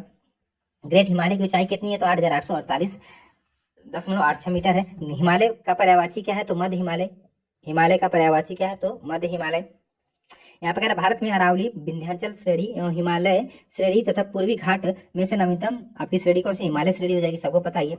मणिपुर पहाड़ियों से घिरा इम्फाल बेसिन एक सुंदर उदाहरण है किसका, सरोवरीय मैदान का, ये भी पूछ चुका कई बार। हिमालय पर्वत श्रेणी में के संबंध में सही कथन क्या है, लघु हिमालय की परतदार चट्टानों में समुद्री जीवाश्म जंतुओं के जीवाश्म मिलते हैं। बिल्कुल सही बात है, बिल्कुल सही, यहाँ पे इसको याद रखेगा, मिलते हैं। जो बाह्य हिमालय है या फिर शिवालिक है उसमें मानव सभ्यता के अवशेष मिले हैं, इसको भी याद रखेगा। चलिए आगे चलते, सत्य कथन बताना। भारत में हिमालय 5 से अधिक राज्यों में फैला है और पश्चिमी घाट केवल आपका 6 राज्यों में फैला हुआ है। और यहाँ पे देखा जाए पुलिकट झील जो है ये 2 राज्यों में अर्थात तमिलनाडु और आंध्र प्रदेश से फैली हुई है। इसको थोड़ा सा सर मैप से समझा दीजिए। आइए थोड़ा सा मैप से समझा देता हूँ। देखिए अगर देखा जाए सबसे पहले हिमालय की अगर हम लोग बात करें यहाँ पे, तो ये देखिए ये पूरा आपका एक तरीके से ये हिमालय फैला हुआ है। तो हिमालय यहाँ पे देखा जाए तो कई राज्यों में फैला हुआ है। तो इस तरीके से यहाँ पे कितना दे रहा है, तो आपका हिमालय 5 राज्यों, ऑब्वियसली बात है 5 राज्यों से अधिक में फैला हुआ है। इसके साथ साथ फिर कह रहा है पश्चिमी घाट, ये हो गया पश्चिमी घाट, ये हो गया आपका पश्चिमी घाट। इसको थोड़ा सा देख लेते हैं। तो ये देखिए यहाँ पे कहाँ कहाँ फैला है। तो यहाँ पे पश्चिमी घाट की बात करते हैं तो गुजरात से स्टार्ट करिए, गुजरात हो गया, फिर आपका यहाँ पे महाराष्ट्र हो गया, गोवा हो गया, फिर कर्नाटक हो गया, केरल हो गया, थोड़ा सा तमिलनाडु लगता है। 1 2 3 4 5 6 हो गया, तो 6 स्टेट आपके यहाँ पे हो गया। तो ये चीज यहाँ पे लिखा है। और पुलकट झील की बात करें तो ये तमिलनाडु की सीमा पे इस तरीके से यहाँ पे स्थित है। यहाँ पे थोड़ा सा आंध्र प्रदेश लगता है और आपका तमिलनाडु लगता है, तो इस तरीके से भी सही है। हिमालय पर्वत श्रेणियां उत्तर प्रदेश, उत्तराखंड, सिक्किम एवं हिमाचल प्रदेश में से किस राज्य का हिस्सा एक तरीके से देखा जाए यहाँ पे नहीं। चलिए फिर अगला प्रश्न है कि हिमालय पर्वत श्रेणियां उत्तर प्रदेश, उत्तराखंड, सिक्किम में हिमाचल प्रदेश में से किस राज्य का हिस्सा नहीं है, तो उत्तर प्रदेश का हो जाएगा। आप सबको पता है उत्तर प्रदेश हो जाएगा। अगला कह रहा है यहाँ पे, जो अगला यहाँ पे प्रश्न है, कह रहा है कि हिमाद्री श्रेणी, अरावली श्रेणी, पश्चिमी घाट, विंध्याचल जो श्रेणी, इनमें से कौन सा भारत की नवीनतम श्रेणी है, तो हिमाद्री हो जाएगी, ये नवीनतम वाली पर्वत है। कथन कह रहा है आपके यहाँ पे, भारत में सर्वाधिक सघनता वाला भूकंपीय क्षेत्र हिमालय क्षेत्र में स्थित है। कारण कह रहा है हिमालय में कई अनुदैर्ध्य व उत्कर्मों से जो क्षेत्र होते हैं वो अवस्थित है, तो इसके कारण होता है। तो यहाँ पे देखा जाए, देखिए कथन कारण दोनों से व्याख्या भी कर रहा है, आप लोग सिंपल सा लगाइएगा, यही बेसिकली रीजन यही होता है। हिमालय में किस भाग में करेवा भूमि पाई जाती है, जो करेवा भू आकृति होती है वो किस क्षेत्र में पाई जाती है, तो जो यहाँ पे देखा जाए कश्मीर की, जो कश्मीर हिमालय है वहीं पे आपका करेवा मिट्टी पाई जाती है, जो कि केसर अर्थात सैफरन जो होता है उसकी खेती के लिए लाभदायक होती है। एक तरीके से फायदे कह सकते हैं, वहाँ पे उपजाऊपन होता है सैफरन का। कैलाश पर्वत किस क्षेत्र में अवस्थित है, कैलाश पर्वत किस क्षेत्र में अवस्थित है, जो तिब्बत वाला क्षेत्र वहां पे अवस्थित है। अगला है चोलऊ और लोत्सो, अनामलाई एवं जो सिरोमाली है, इनमें से वह पर्वत श्रृंखला जो हिमालय पर्वत श्रेणी में अवस्थित है। तो देखिए यहाँ पे सिंपल से अनामलाई तो होगा नहीं, अनामलाई तो होगा नहीं, और इसके साथ साथ देखा जाए सिरुमाली भी नहीं होगा, नाम से ही लग रहा है। हाँ, लेकिन चो और जो लोकसा ये है, तो इस तरीके से आपका आंसर यहाँ पे हो जाएगा यही। चलिए अगला है दक्षिण एवं मध्य भारत की कुछ पर्वत श्रेणियां, इनके बारे में थोड़ा सा अध्ययन कर लेते हैं। जैसे भारत की सबसे प्राचीन पर्वत श्रेणियां कौन सी है, आप सबको पता है अरावली प्री कैम्ब्रियन युग की चट्टाने, मतलब प्री कैम्ब्रियन युग में ये बनी है, तो इसलिए आपका सबसे पुरानी क्या है, तो एक तरीके से पर्वत श्रृंखला है। राजस्थान, हिमाचल प्रदेश, उड़ीसा एवं आंध्र प्रदेश राज्यों में से अरावली श्रेणियां स्थित है कहाँ पे, तो राजस्थान में। अरावली श्रेणियां की अनुमानित आयु कितनी है, तो 600 से 507 मिलियन वर्ष पूर्व। आगे देखते हैं अगला आपका क्या है, यहाँ पे कह रहा है हिमालय, किलिमंजारो, एटना एवं अरावली में से जो रेजिडुअल पर्वत आपके यहाँ पे देखिए, इसको अवशिष्ट पर्वत कहते हैं। अब ये क्या था सर, थोड़ा सा समझा दीजिए, तो इसको भी समझा देते हैं। देखिए होता क्या, मान लीजिए एक समय ये नवीन वलित पर्वत था, लेकिन इसमें इतना अपरदन हो गया, ये अब एक तरीके से कुछ अवशेष इसके बचे, शेष अवशेष बचे, तो इसीलिए अवशिष्ट पर्वत हो जाता है। रेजिडुअल आपका क्या हो जाता है, तो माउंटेन हो जाता है। इस तरीके से आपका अरावली हो जाएगा। देश में हिमालय का पर्वतीय क्षेत्र, उत्तर भारत का विशाल मैदान, भारतीय प्रायद्वीपीय पठार एवं पूर्वी तटीय मैदान में से कौन सा भौगोलिक क्षेत्र सबसे प्राचीन है, तो सबको पता जो प्रायद्वीपीय आपका पठार है, प्रायद्वीपीय पठार वाला क्षेत्र। दक्षिण भारत की सबसे ऊंची चोटी कौन सी है, तो अनाईमुड़ी है, अनाईमुड़ी है, जो कि अन्नामलाई पहाड़ी पे पड़ती है। कितनी है, 2695 मीटर इसकी हाइट है। भारतीय प्रायद्वीपीय की सबसे ऊंची चोटी कौन सी है, फिर से अनाईमुड़ी हो जाएगी। नर्मदा और ताप्ती नदियों के मध्य स्थित है, तो सतपुरा श्रेणियां है।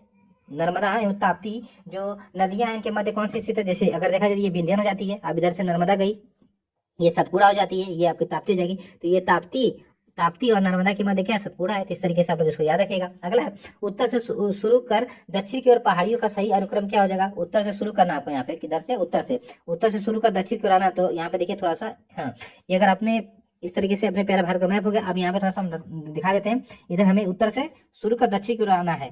तो देखिए नल्लामलाई पहाड़ी है, जवादी पहाड़ी है, नीलगिरी पहाड़ी है, अनामलाई पहाड़ी और आपकी यहाँ पे ये क्रम हो जाएगा। तो इसको थोड़ा सा आप लोग यहाँ पे याद रखिए, यही क्रम आपको यहाँ पे बन जाएगा, सही है। क्योंकि नल्लामला पहाड़ी जो है ये कहाँ पे पड़ जाएगी, तो आंध्र प्रदेश में पड़ जाएगी। जवादी आपकी तमिलनाडु में, नीलगिरी थोड़ा सा उससे नीचे पड़ जाएगी, अन्नामलाई पहाड़ी और नीचे पड़ जाएगी। तो इस तरीके से आप लोग इसको याद रखिएगा। पूर्वी घाट और पश्चिमी घाट का जहाँ पे मिलन होता है उसको क्या कहते हैं, तो उसको नीलगिरी पहाड़ियाँ कहते हैं। सिंपल सा प्रश्न है। अगला है नीलगिरी पर्वत जो माला है स्थित है कहाँ पे, तो केरल में, कर्नाटक में और तमिलनाडु राज्यों में स्थित है। इसको थोड़ा सा आप लोग यहाँ पे याद रखिएगा। डोडा बेटा चोटी स्थित है, तो ये नीलगिरी पहाड़ियों पे। अगला है भारतीय समुद्र शास्त्रियों ने अरब सागर के तल में मुंबई से पश्चिम में लगभग 455 किलोमीटर दूर एक नए 1505 मीटर ऊंचे पर्वत की खोज की है। इस पर्वत नाम क्या है, तो रमन सागर पर्वत इसका नाम है। अरावली, सतपुड़ा, अजंता और सह्याद्री पर्वत श्रेणियों में से जो केवल एक ही राज्य में विस्तृत है। अजंता पर्वत श्रेणी कहाँ पे, तो महाराष्ट्र में है। महाराष्ट्र, कर्नाटक एवं गोवा में पश्चिमी घाट कहलाते हैं, सह्याद्री के रूप में कहलाते हैं। पहाड़ियों का दक्षिण से उत्तर की ओर बढ़ते क्रम का सही अनुक्रम क्या बनेगा, यहाँ पे देखिए आपको किधर से किधर बताना है, आपको बताना है यहाँ पे दक्षिण से उत्तर की ओर, दक्षिण से उत्तर की ओर। तो देखिए यहाँ पे अगर देखा जाए तो दक्षिण से उत्तर की ओर क्या क्रम बन रहा है आपको यहाँ पे देख लेते हैं थोड़ा सा। तो सतमाला पहाड़ी, कैमूर पहाड़ी, नागा पहाड़ी और पीर पंजाल पहाड़ी। पीर पंजाल सबसे आपका क्या पड़ जाएगी, तो दक्षिण में, उत्तर में पड़ जाएगी। कार्डमम पहाड़ियां जिन राज्यों में की सीमाओं पर स्थित है वो है आपका केरल एवं तमिलनाडु, केरल एवं तमिलनाडु। सेवरा की पहाड़ी स्थित है तमिलनाडु में केवल।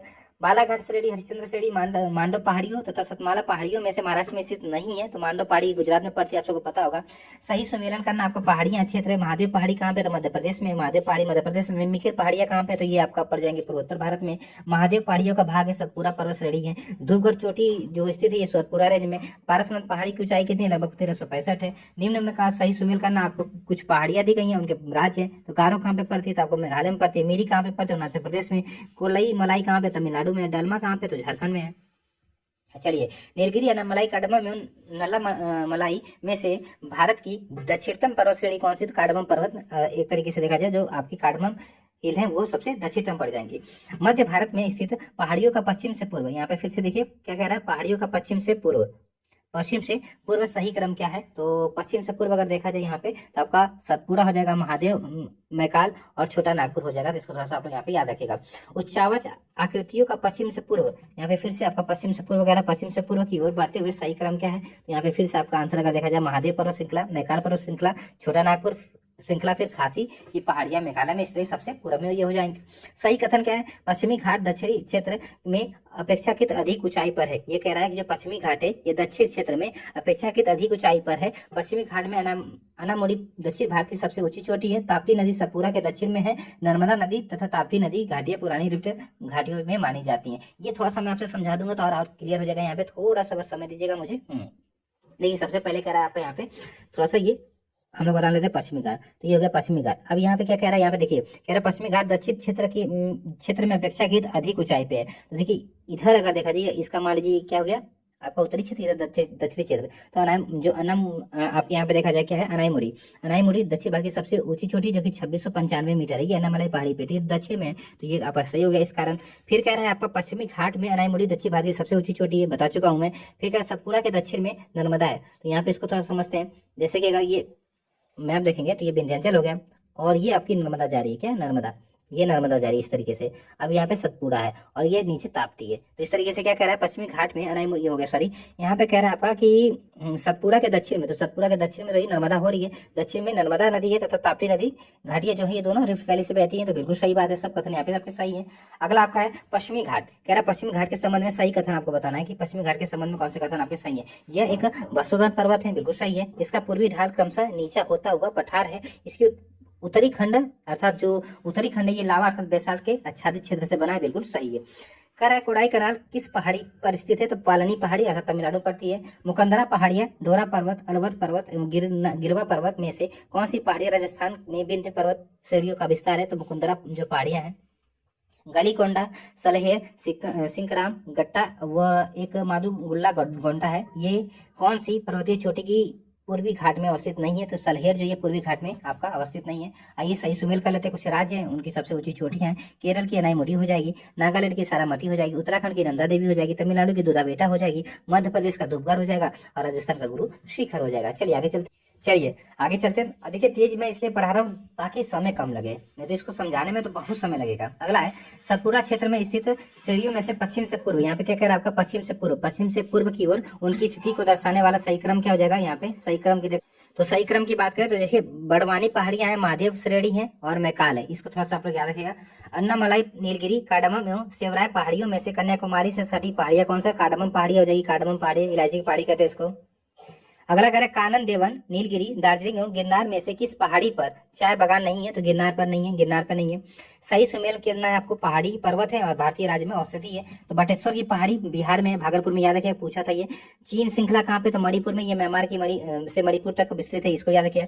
यहाँ पे घोसी पहाड़ी कई बार पूछा है, तो हरियाणा के महेंद्रगढ़ में पड़ती है। बेल्लारी कुंडा कहाँ पे, तो कर्नाटक में। चलिए आगे चलते हैं। अगला आपका यहाँ पे देख लेते हैं पर्वत एवं चोटियां। आइए इस टॉपिक के भी प्रश्न देख लेते हैं। माउंट एवरेस्ट स्थित है कहाँ पे, तो नेपाल में, सबको पता है। सबसे ऊंचा पर्वत शिखर कौन सा, तो माउंट एवरेस्ट ही है। प्रथम भारतीय नारी जो एवरेस्ट शिखर पर चढ़ने में सफल हुई थी बचेंद्री पाल हो जाएंगी। माउंट एवरेस्ट शिखर पर चढ़ने वाली पहली महिला थी तो जुंको तोबई थी। बचेंद्री पाल, चंद्रप्रभा एतवाल, जया छेत्री और संतोष यादव में से 2 बार माउंट एवरेस्ट पर विजय प्राप्त करने वाली महिला कौन सी है, तो एक तरीके से आपका संतोष यादव हो जाएंगी। एवरेस्ट पर चढ़ने वाली द्वितीय भारतीय महिला कौन सी है, तो संतोष यादव जी हो जाएंगी। भारत की सर्वोच्च जो पर्वत चोटी है ये आपका केटू अर्थात गार्विन आस्तीन है। ये देखिए भारत की पूछा है, भारत में नहीं पूछा है, सॉरी भारत की पूछा है, इसको याद किया। भारत की सबसे ऊंची चोटी कौन सी जाएगी, तो केटू गार्विन आस्तीन जाएगी। कंचनजंगा, मकालू, काराकोरम एवं माउंट एवरेस्ट में से भारत का सबसे ऊंचा पर्वत शिखर कौन सा है, तो कंचनजंगा। अब ये भारत में स्थित हो जाएगी। भारत में स्थित सबसे ऊंची चोटी पूछे तो कंचनजंगा बताइएगा। अब भारत की पूछे तो आपको जो केटू है वो बताइएगा। अगला आपका सही क्रम क्या, माउंट एवरेस्ट, गार्विन आस्तीन, कंचनजंगा। तो ये आपका सही क्रम है माउंट एवरेस्ट, गार्विन आस्तीन, कंचनजंगा। हिमालय की ऊंची चोटी कंचनजंगा स्थित है कहाँ पे, नेपाल और सिक्किम के बॉर्डर पे। नंदा देवी मतलब दोनों क्षेत्र में। नंदा देवी चोटी आपका गढ़वाल हिमालय का भाग है। नंदा देवी शिखर स्थित है कहाँ पे, उत्तराखंड में। गुरु शिखर पर्वत चोटी अवस्थित है राजस्थान में। अरावली की उच्चतम शिखर कौन सी, गुरु शिखर हो जाएगी। हिमालय की चोटियों को पूर्व से पश्चिम की दिशा में, यहाँ पे फिर से देखिए क्या करना है आपको, पूर्व से पश्चिम की दिशा में सही क्रम में आपको दर्शाना है। तो देखिए यहाँ पे देखा जाए नामचा बरवा पूर्व से आ रहा है, नामचा बरवा फिर कंचनजंगा फिर माउंट एवरेस्ट फिर नंदा देवी, ये पूर्व से हम लोग पश्चिम आ रहे थे। गोसाई थान, कामेत, नंदा देवी और त्रिशूल पर्वत शिखरों में से भारत में अवस्थित पर्वत शिखर नहीं है, जो भारत में अवस्थित नहीं है, आपको ये बताना है। यहाँ पे देखिए भारत में आपका यहाँ पे अवस्थित नहीं है, तो बताइए, यही प्रश्न आपसे पूछा था ना टेस्ट सीरीज में। तो यहाँ पे क्या हो जाएगा, गोसाई थान आपका नहीं है। अगला आपका यहाँ पे है कि सही सुमेल है, माउंट आबू अरावली पर्वत पहाड़ियाँ हो जाएगी। कोडाई कनाल जो आपकी पालनी पहाड़ी है उटक मंडल यहाँ पे पड़ता है, नीलगिरी पहाड़ियों में हो जाएगा और शिमला आपका धौलागढ़ श्रेणी में हो जाएगा। मध्य प्रदेश का सर्वोच्च शिखर धूपगढ़ स्थित है कहाँ पे, तो सतपुड़ा श्रेणी में। कह रहा है गौलाटा चोटी किस पार्ट में स्थित है, तो ये आपका समरी पार्ट में स्थित है। सज्जनगढ़, लीलागढ़, कुलमगढ़, तारागढ़ में से कौन सा एक अरावली का उच्चतम शिखर है, तो आपका कुंभलगढ़ हो जाएगा। सही सुमेलित करना आपका नामचा बरवा तिब्बत चीन में पड़ता है। नंदा देवी आपका कुमाऊं हिमालय में, नंदा देवी पश्चिमी कहाँ पे, गढ़वाल हिमालय में। यहाँ पे याद रखिए पूर्वी और पश्चिमी है। नौकरी शिखर कहाँ पे, तो गरुड़ पहाड़ियाँ पे। आप कुछ घाटियां देख लेते हैं। कुल्लू घाटी जिन पर्वत श्रेणियों के बीच अवस्थित है वे है आपका धौलाधर तथा पीर पंजाल। नीलांग घाटी कहाँ पे, तो उत्तराखंड राज्य में पाई जाती है। अगला यहाँ पे देख लेते हैं क्या करना, सही सुमेल करना है। कुछ घाटी उनके क्षेत्र दिए गए हैं, जैसे आपका मरखा घाटी तो लद्दाख में पड़ता है, जोकू घाटी कहाँ पे, नागालैंड में, सांगला घाटी कहाँ पे, हिमाचल प्रदेश में, युथांग घाटी सबको पता है सिक्किम में। निम्न कथन में से सही बताना आपको। मौन घाटी कहाँ पे, जिसको साइलेंट वैली कहते हैं, तो ये राष्ट्रीय वन के निकट आपका देखा जाए तो एक तरीके से जल विद्युत परियोजना बनाने का प्रस्ताव है। कुंती नदी मौन घाटी साइलेंट वैली में वर्षा प्रचुर वनों से उद्भूत होती है। तो इतनी चीज आप लोग को पता नहीं है। आसाम घाटी है कहाँ पे, तो केरल राज्य में है। सही कथन बताना है कि गलवान नदी का नाम गुलाम रसूल गलवान के नाम पर पड़ा। दूसरा कह रहा है गुलाम रसूल गलवान एक लद्दाखी क्या थे, खोजकर्ता थे। उन्होंने सर्वेंट ऑफ साहिब नामक एक अंग्रेजी पुस्तक लिखी है। तो सब सही है, यहाँ पे आप लोग इसको याद रखिएगा। अब दर्रे देख लेते हैं। पालघाट दर्रा कहाँ पे, तो ये पालघाट दर्रे की बात करते हैं, नीलगिरी और अन्नामलाई पहाड़ी को एक तरीके से उसके मध्य में स्थित है, आपका केरल राज्य में पड़ता है। भोरघाट महाराष्ट्र में है। लीपू लेक दर्रा कहाँ पे, तो उत्तराखंड में। ले जाने वाला रास्ता कौन सा, जोजिला दर्रा हो जाएगा। वर्ष 2006 में लगभग मध्य में भारत और चीन के बीच व्यापार बढ़ाने के लिए कौन सा दर्रा पुनः खोला गया था, नाथुला दर्रा सिक्किम पड़ता है। सही सुमेल करना आपका पहाड़ी दर्रा है। माना और नीति दर्रा कहाँ पे, तो उत्तराखंड में। जोजिला दर्रा कहाँ पे, लद्दाख में। बनिहाल दर्रा जम्मू कश्मीर में। नाथुला कहाँ पे, तो सिक्किम में। फिर से सही सुमेल करना। चांगला दर्रा कहाँ पे, तो लद्दाख में। रोहतांग कहाँ पे, हिमाचल प्रदेश में। बोमडीला अरुणाचल प्रदेश में। सेला दर्रा कहाँ पे, तो ये भी आपका उत्तराखंड में है। थाल घाट, भोर घाट, खैबर दर्रा, पाल घाट में से कौन सा दर्रा पश्चिमी घाट पर्वत एक श्रृंखला में आपका नहीं है। इसमें जो पश्चिमी घाट है उसमें आपका नहीं है, ये बताना है। अब सी बात, यहाँ पे आंसर क्या बन जाएगा आपका, खैबर दर्रा। खैबर दर्रा तो उधर पड़ेगा ना आपका। किंगरी विंगरी नीति माना क्या है, तो ये दर्रे हैं, सब दर्रे हैं। चलिए आगे देख लेते हैं थोड़ा सा और। सही सुमेल करना। परते दर्रा जैसे बुमला दर्रा ये अरुणाचल प्रदेश में पड़ेगा आपका। जिलेपला कहाँ पे, सिक्किम में। मुलिंग कहाँ पे, उत्तराखंड में। सिपला कहाँ पे, तो अरुणाचल प्रदेश, सॉरी हिमाचल प्रदेश में। सही सुमेल करना है। माना कहाँ पे, माना नीति ये सब उत्तराखंड में। नीति कहाँ पे, ये भी उत्तराखंड में हो जाएगा। दीफू कहाँ पे, अरुणाचल प्रदेश में। अखिल दर्रा कहाँ पे, लद्दाख में हो जाएगा। रोहतांग दर्रे पर अवस्थित है आपका हिमाचल प्रदेश। पर्वतीय दर्रों का पश्चिम से पूर्व सही क्रम क्या है, सिपकिला, लीपू लेक, नाथुला और बोमडीला। ये क्या बताना आपको, तो यहाँ पे देखिए ध्यान से, ये आपका पश्चिम से पूर्व है, तो बोमडीला अरुणाचल प्रदेश सबसे पूर्व में हो जाएगा। इसको भी थोड़ा सा आप लोग इस तरीके से कर सकते हैं। जो जिला नाथुला, खैबर और रोहतांग दर्रों में से वो दर्रा जो सर्वाधिक ऊंचाई पर स्थित है, तो नाथुला दर्रा हो जाएगा। नाथुला दर्रा कहाँ पे है, तो सिक्किम में। अब हिम रेखा एवं हिमनद देख लेते हैं। तो हिमालय में हिम रेखा आपका देखा जाए तो 4300 से 6000 मीटर के बीच पूर्व में है। और सबसे बड़ा हिमनद कौन सा, सियाचिन है। 72 किलोमीटर, इसका 72 किलोमीटर के क्षेत्र में फैला हुआ है ना, तो इसको थोड़ा सा आप लोग यहाँ पे याद रखिएगा। चौराबाड़ी ग्लेशियर की बात करते हैं, केदारनाथ मंदिर के उत्तर में। हिमालय की हिमनदों में पिघलने की गति क्या सबसे अधिक है, इस पर जेमू, मिलाम एवं रूपल हिमनदों में से कौन सा हिमनद उत्तराखंड में कि जो कुमाऊं क्षेत्र वहाँ पे अवस्थित है, तो मिलाम हो जाएगा। यहाँ से कौन सी नदी निकलती है कमेंट में बताइए जल्दी से। सियाचिन हिमनद स्थित है कहाँ पे, नुब्रा घाटी के उत्तर में। कंचनजंगा आपका रुंडून, गंगोत्री एवं केदारनाथ में से सबसे बड़ा हिमनद कौन सा है, तो गंगोत्री हो जाएगा। सही सुमेल करना। हिमनद नदी है जैसे बंदरपुर से तो आपका यमुना निकलती है, बारासिगरी से चेनाब निकलती है, मिलाप से गौरी गंगा निकलती है, सियाचिन से नुब्रा निकलती है, जेमू से तीस्ता निकलती है। हिमनद की लंबाई के घटते क्रम क्या है, तो हिस्पर, बिफाओ, आपका द्रांग दुर्ग, सोनापानी, बारासिंगरी। याद रखिएगा, ये प्रश्न बन सकता है। पठार आप देख लेते हैं। तो भारत के दक्कन के पठार और वैशाख निर्मित लावा शैलों का निर्माण हुआ है, तो ये क्रिटेशियस युग में, क्योंकि इसी समय ज्वालामुखी का उद्गार हो रहा था। मेघालय का पठार देखा जाए तो प्रायद्वीपीय भागखंड है। कह रहा भारत में के अतिरिक्त प्रायद्वीपीय पर्वत निर्मित है, तो सेनोजोइक महाकाल में। छोटा नागपुर पठार का सर्वाधिक घना बसा जिला धनबाद, तो ये खनन उद्योग का विकास यहाँ पे हुआ तथा औद्योगिकरण के कारण एक तरीके से ये आपका क्या है, तो घना बसा हुआ है। छोटा नागपुर का पठार अगर देखा जाए तो कैसा एक अंगर गंभीर है, कैसा एक अंगर गंभीर है। अब दिए गए मानचित्र पर विचार करना आपको। यहाँ पे ABCD जो दिए गए यहाँ पे आपको बताना है कि किसको अंकित करते हैं। तो देखिए यहाँ पे अगर देखा जाए सिंपल सा, तो जो ए है ये रिफ्ट घाटी हो जाएगा। अब ऐसी बात है, नर्मदा आपकी बह रही है यहाँ पे। फिर देखा जाए नर्मदा ताप्ती बह रही है। फिर आपका बी वाला देखा जाए, बी वाला क्या कह रहा है आपका यहाँ पे, तो छत्तीसगढ़ का मैदान हो जाएगा। ये बी वाला छत्तीसगढ़ का मैदान हो जाएगा। हाँ, सी देखते हैं तो सी छोटा नागपुर का पठार हो जाएगा। और जो आपका यहाँ पे डी वाला ये वर्षा क्षेत्र हो जाएगा। यहाँ पे वर्षा छाया क्षेत्र, सॉरी वर्षा छाया क्षेत्र आपका विदर्भ का क्षेत्र पड़ जाएगा, क्योंकि यहाँ पे पर्वत है, इधर ही वर्षा हो जाती है पर्वतों के द्वारा, इधर आपका मानसून नहीं आ पाती है, तो ये आपका वर्षा छाया क्षेत्र विदर्भ का रीजन पड़ जाता है। अगला देख लेते हैं, मालवा का पठार, छोटा नागपुर का पठार, दक्कन का पठार तथा प्रायद्वीपीय पठार में से अरावली एवं बिंद श्रृंखला के मध्य पठार है, तो मालवा का पठार है। कौन सा, मालवा का पठार है। दंडकारण्य क्षेत्र अवस्थित है, तो मुख्यतः छत्तीसगढ़ उड़ीसा में, और साथ साथ यहाँ पे तेलंगाना, महाराष्ट्र और आंध्र प्रदेश में। दंडकारण्य पठार जो है ये भारत के किस भाग में स्थित है, तो मध्यवर्ती क्षेत्र में स्थित है। भुवन पहाड़िया, गारो पहाड़िया, खासी पहाड़िया, जयंतिया पहाड़िया में से मेघालय पठार का अंश नहीं है, तो भुवन जो पहाड़िया यानी भुवन पहाड़िया आपका पड़ेंगी इधर आपका पश्चिमी जो आपका भारत उधर पड़ती हैं। अगला तटीय भाग देख लेते हैं, भारत की तट रेखा। तो भारत का औसत समुद्री तल मापा जाता है कहाँ से? चेन्नई से नापा जाता है। भारत के प्रादेशिक जल का क्षेत्र विस्तार है आपका 12 समुद्री मील। देखिए अगर यहाँ पे देखा जाए जैसे इस तरीके से ये भारत हो गया। यहाँ पे जो ये भारत देखिए दरअसल क्या होता है, यहाँ पे टेढ़ी मेढ़ी लाइन है, ये आपको पता होगा टेढ़ी मेढ़ी है। इनको एक आपका बेस लाइन बनाया जाता है इस तरीके से सीधे खींच के। अब यहाँ से 12 नॉटिकल माइल तक आपका क्षेत्र जो होता है ये आपका क्या कहलाता है? तो ये आपका प्रादेशिक क्षेत्र कहलाता है, प्रादेशिक क्षेत्र। तो इसको याद रखिएगा। चलिए आगे चलते हैं। अगला हम लोग यहाँ पे देखते हैं, अगला क्या कह रहा है आपका यहाँ पे। अगला कह रहा है भारत की तट रेखा की कुल लंबाई कितनी है? तो ये आपका 7516 किलोमीटर है। कितनी? 7516 किलोमीटर। थोड़ा समझ लीजिए यहाँ पे, ये प्यारा भारत हो गया। अब अगर यहाँ से देखा जाए, ये जो मुख्य आपकी भूमि जो है ये तट से लगती है, ये 6100 किलोमीटर लगती है, 6100 किलोमीटर लगती है। लेकिन यहाँ पे जो द्वीप है, जैसे लक्षद्वीप हो गया आपका, अंडमान निकोबार द्वीप से इनको जोड़ देती है, 7516 हो जाता है, 7516 किलोमीटर हो जाता है। इसको थोड़ा सा आप लोग यहाँ पे याद रखिएगा। और सबसे ज्यादा तटरेखा किसकी लगती है? गुजरात की। गुजरात के बाद आपका आंध्र प्रदेश की, आंध्र प्रदेश के बाद तमिलनाडु की। तो गैट के नाम से याद रखिए, गैट। भारत में सबसे अधिक लंबा समुद्री तट कौन सा है? तो यहाँ पे आपका गुजरात हो जाएगा। और भारत की तट रेखा से लगे राज्य कितने हैं? तो 9 है, 9 है। यहाँ पे फिर से अगर इस तरह से भारत का मैप लगा गिने तो गुजरात से स्टार्ट करिए, गुजरात, फिर आपका यहाँ पे महाराष्ट्र, फिर गोवा थोड़ा सा, फिर कर्नाटक, फिर आपका केरल पूरा, फिर तमिलनाडु, फिर यहाँ पे आंध्र प्रदेश, फिर उड़ीसा, और इस तरीके से देखा जाए तो आपका पश्चिम बंगाल। तो कुल 9 स्टेट आपके लगते हैं। प्राचीन भारतीय ऐतिहासिक भूगोल में रत्नाकर नाम सूचक था किसका? तो एक तरीके से आपका हिंद महासागर का, हिंद महासागर का। सर्वाधिक तटीय अपर्दन कहाँ पे होता था? लहरों से। किससे होता है ये पूछ रहा है, तो लहरों से होता है। पश्चिमी घाट की बात कर लेते हैं। भारतवर्ष में पश्चिमी तटीय शहरों कुन्नूर, नागरकोइल, जंजीरा एवं सिंधु दुर्ग का उत्तर से दक्षिण सही क्रम क्या? ये प्रश्न कई बार टेस्ट सीरीज में आया। तो जंजीरा, सिंधु दुर्ग, कुन्नूर और नागरकोइल हो जाएगा, ये आपका क्रम हो जाएगा। आपको यत्र तत्र कुछ अनोखे डेनमार्क वासियों मिल जाएंगे, परंतु उसका कारण यह है कि डेनमार्क की चौकी हुआ करती थी। यह अनूठा नगर, उसका दुर्ग और सुंदर गिरजाघर, नया जेरूसलम, सूनी सड़कें और उजड़ तराग सब मिलकर अद्भुत रत्न बन जाते हैं। इस उक्ति में वर्णित स्थान है आपका तमिलनाडु तट।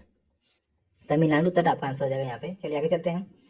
अब यहाँ देखिए दिए नीचे दिए हुए मानचित्र पर ध्यान से देखिए और बताइए क्या है। तो भारत के तटीय क्षेत्र पर कि ये भाग किसको है? तो अंतरजलीय उच्चावच रेखा, इस तरीके से यहाँ पे ये याद रखिएगा।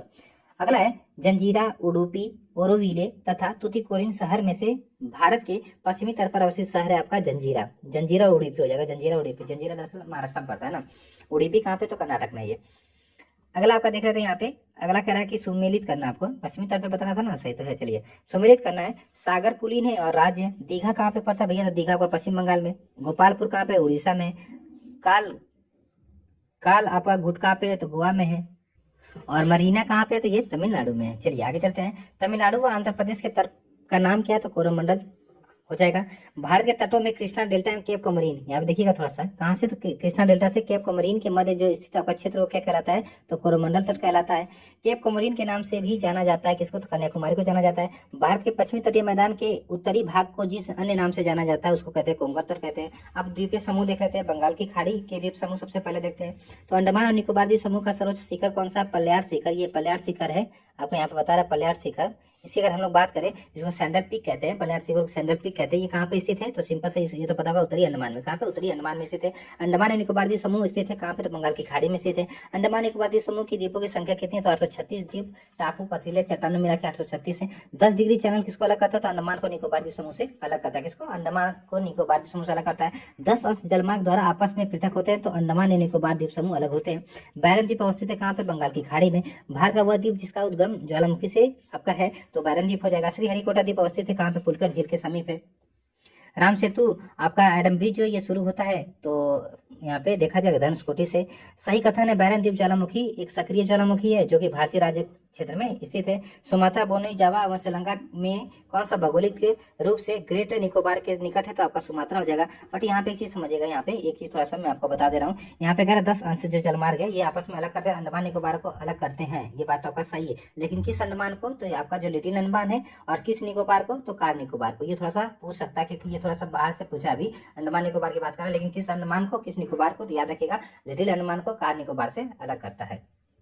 चलिए आप थोड़ा सा अरब सागर के द्वीप देख लेते हैं। लक्षद्वीप स्थित है कहाँ पे, तो अरब सागर में, सबको पता है। ये आपका प्रवाल, भारत का प्रवाल द्वीप कौन सा, तो ये लक्षद्वीप हो जाएगा। लक्षद्वीप टापू अवस्थित है कहाँ पे, तो दक्षिण पश्चिम जो आपका भारत है उसमें। द्वीपों का समूह लक्षद्वीप में आपका प्रवाल की उत्पत्ति से बनते थे। कितने द्वीप है, 36 द्वीप है। कैम्बे की खाड़ी, बनार की खाड़ी, कच्छ की खाड़ी और लक्षद्वीप और मिनिकॉय द्वीप में से किस क्षेत्र में प्रवाल भित्ति नहीं पाई जाती, तो कैम्बे की खाड़ी में प्रवाल भित्तियां नहीं पाई जाती है। भटकल, अरनाला, मिनिकॉय और हैनरी द्वीपों में से भारतीय तटरेखा के सुदूरवर्ती द्वीप की श्रेणी में आता है क्या, मिनिकॉय द्वीप आता है। भारत और श्रीलंका के मध्य स्थित है आपका रामेश्वर स्थित है। एक द्वीप पर निर्मित भारत का बड़ा नगर कौन सा है, तो मुंबई है। किस द्वीप पे, आप लोग कमेंट में जल्दी से बताइएगा, बहुत आसान है। माजुली, अंडमान, लक्षद्वीप और सालसेट में से भारत का सर्वाधिक आबादी वाला द्वीप कौन सा जगह, सालसेट हो जाएगा। इसी पे मुंबई स्थित है। चलिए कोई बात नहीं। अगला कह रहा है तिलन, चोंग, अगाथी, कावरती एवं कल्पेनी में वह द्वीप जो लक्का द्वीप समूह का अंग नहीं है, तो ये आपका जो तिलन चोंग ये हो जाएगा। सही सुमेल करना है। द्वीप और वसति है। वेयंत, सयोधर ये कच्छ की खाड़ी में है। पीरम कहाँ पे, खंबात की खाड़ी में। द्वारका कहाँ पे, अरब सागर तट पर। द्वीप कहाँ पे, तो काठियावाड़ तट पर है। कोरी क्रीक अर्थात निवेशिका क्या होती है, तो ये आपकी कच्छ के रण में जो स्थित होती है, एक तरीके से वो हो जाएंगी। सर क्रीक विवाद है भारत और पाकिस्तान के मध्य। भारत के किस भाग में समांतर प्रवाल भित्ति अर्थात एटॉल एक तरीके से प्रवाल का रूप होता है, वो पाए जाते हैं, तो लक्षद्वीप के निकट। एक तरीके से घोड़े के जो पैर होते हैं ये इस तरीके से नाल के समान होते हैं, तो इसको थोड़ा सा आप लोग यहाँ पे याद रखिएगा। ये एटॉल आपके क्या है, तो प्रवाल होते हैं। एटॉल होता है, बैरियर होता है, इस तरीके से आप लोग को पता ही होगा। अगला भारत के राज्य या केंद्र शासित प्रदेश, आइए देख लेते हैं। लातूर जिला देखा जाए तो ये महाराष्ट्र में पड़ता है। विदर्भ एक प्रादेशिक नाम है भारत में, ये किसका, तो महाराष्ट्र का, जो एक तरीके से आपका जहाँ पे वर्षा थोड़ा सा नहीं हो पाती है, दरअसल एक तरीके से आपका ये वृष्टि छाया क्षेत्र में पड़ता है ना। अगला है पाट अंचल अर्थात पैट रीजन अवस्थित है कहाँ पे, तो झारखंड में। ये याद है कि कई बार पूछा हुआ है। अब यहाँ पे आगे देख लेते हैं हम लोग। कह रहे हैं झुमरी तलैया जो कि रेडियो पर गीतों की फरमाइश के लिए प्रसिद्ध है, स्थित है कहाँ पे, झारखंड के कोडरमा में। मणिपुर में अधिकांश धरातल है कैसा, पर्वतीय है। मणिपुर में कुछ लोग लटकी हुई गाद, सिल से बधे वीड और सड़ती वनस्पति के तैरते हुए द्वीपों अर्थात फ्लोटिंग जो आइसलैंड होता है पर बने मकानों में रहते हैं। इन द्वीपों को कहते हैं फुमजी। क्या कहते हैं, फुमडी कहते हैं। भारत में सिलिकॉन स्टेट के नाम से जाना जाता है किसको, तो कर्नाटक को। और किस क्षेत्र को जाना था, बेंगलुरु को। अगला है सही सुमेलित है औरंगाबाद, तो औरंगाबाद की बात करें तो महाराष्ट्र में। पालनपुर ये आपका गुजरात में। हुबली कर्नाटक में है। और गुंटूर की बात करें तो आंध्र प्रदेश में। फिर से छत्तीसगढ़, तो छत्तीसगढ़ मैदान है आपका। झारखंड में आपका छोटा नागपुर का पठार है। महाराष्ट्र में आपका वृष्टि छाया प्रदेश है। कर्नाटक की बात करें तो मलनाड है। अंबाला, खुर्जा, करनाल एवं रोहतक में से राष्ट्रीय राजधानी प्रदेश अवस्थित है, तो खुर्जा, करनाल और रोहतक। दिल्ली के अतिरिक्त राष्ट्रीय राजधानी क्षेत्र में सम्मिलित है, तो हरियाणा से सम्मिलित है, उत्तर प्रदेश सम्मिलित है और राजस्थान के कुछ भाग सम्मिलित है। मध्य प्रदेश की सीमा लगी है, तो 5 राज्यों से कौन कौन से, गुजरात से, राजस्थान से, उत्तर प्रदेश से, छत्तीसगढ़ से और महाराष्ट्र से। क्षेत्रफल के क्रम में भारत के 4 बड़े राज्य कौन से, तो सबसे पहले पे राजस्थान आता है, दूसरे मध्य प्रदेश, तीसरे महाराष्ट्र, चौथे पे उत्तर प्रदेश आता है। चलिए याद रखिएगा। अगला आपको यहाँ पे क्या कह रहा है कि भारत के राज्यों हिमाचल प्रदेश, यहाँ पे कह रहा है भारत में समस्त राज्यों के क्षेत्रफल में उत्तर प्रदेश का स्थान होता है, तो चौथा स्थान है। भारत के राज्यों या हिमाचल प्रदेश, उत्तराखंड, छत्तीसगढ़ एवं झारखंड को उनके क्षेत्रफल के अवरोही क्रम में दर्शाना होगा, तो इस प्रकार छत्तीसगढ़, झारखंड, हिमाचल प्रदेश, फिर आपका क्या आ जाएगा, तो उत्तराखंड। कर्नाटक, राजस्थान, तमिलनाडु, महाराष्ट्र को उनके भौगोलिक क्षेत्र के अनुसार घटता क्रम बताएं। राजस्थान, महाराष्ट्र, कर्नाटक और तमिलनाडु हो जाएंगे। उत्तर प्रदेश, मध्य प्रदेश, राजस्थान, उत्तराखंड राज्यों में क्षेत्रफल में सबसे छोटा कौन सा हो जाएगा, तो उत्तराखंड हो जाएगा। भारत का लगभग 30% क्षेत्र 3 राज्यों में समाहित है। ये 3 राज्य कौन कौन से, तो राजस्थान, मध्य प्रदेश और महाराष्ट्र हो जाएगा। भारत यहाँ पे 30% आता है, देखिए यहाँ पे 30% की बात कर रहा है। भारत में जनसंख्या के अनुसार तीसरा क्षेत्रफल के से 12वां राज्य कौन सा है, तो बिहार आपका हो जाएगा। उत्तर प्रदेश की सीमावर्ती राज्य है, हिमाचल प्रदेश से, सहारनपुर थोड़ा सा लगता है, हरियाणा से लगता है, राजस्थान से लगता है, मध्य प्रदेश से लगता है, छत्तीसगढ़ से, झारखंड से, बिहार से, उत्तराखंड से और एक केंद्र शासित प्रदेश दिल्ली से उत्तर प्रदेश की सीमा लगती है। असम घिरा हुआ है, तो 7 राज्यों से। महाराष्ट्र, बिहार, उड़ीसा एवं आंध्र प्रदेश में से छत्तीसगढ़ की सीमा अवनिष्ट नहीं है, तो बिहार से नहीं लगती छत्तीसगढ़ की सीमा। दिल्ली, जोधपुर, नागपुर एवं बेंगलुरु में से बेंगलुरु के मध्य समुद्र तल से ऊंचाई अधिकतम है, कहाँ पे, तो बेंगलुरु में है। राजस्थान के मरु क्षेत्र के लिए सही कथन है। यह विश्व का सबसे घना बसा क्या है, तो मरुस्थल है, बिल्कुल सही बात है।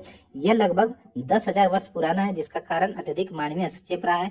यहाँ केवल 40 से 60% क्षेत्र ही कृषि हेतु उपयुक्त है। शुद्ध बोए गए क्षेत्र में वृद्धि के कारण चारागाह क्षेत्र के विस्तार का एक तरीके से खूब प्रभाव पड़ा है।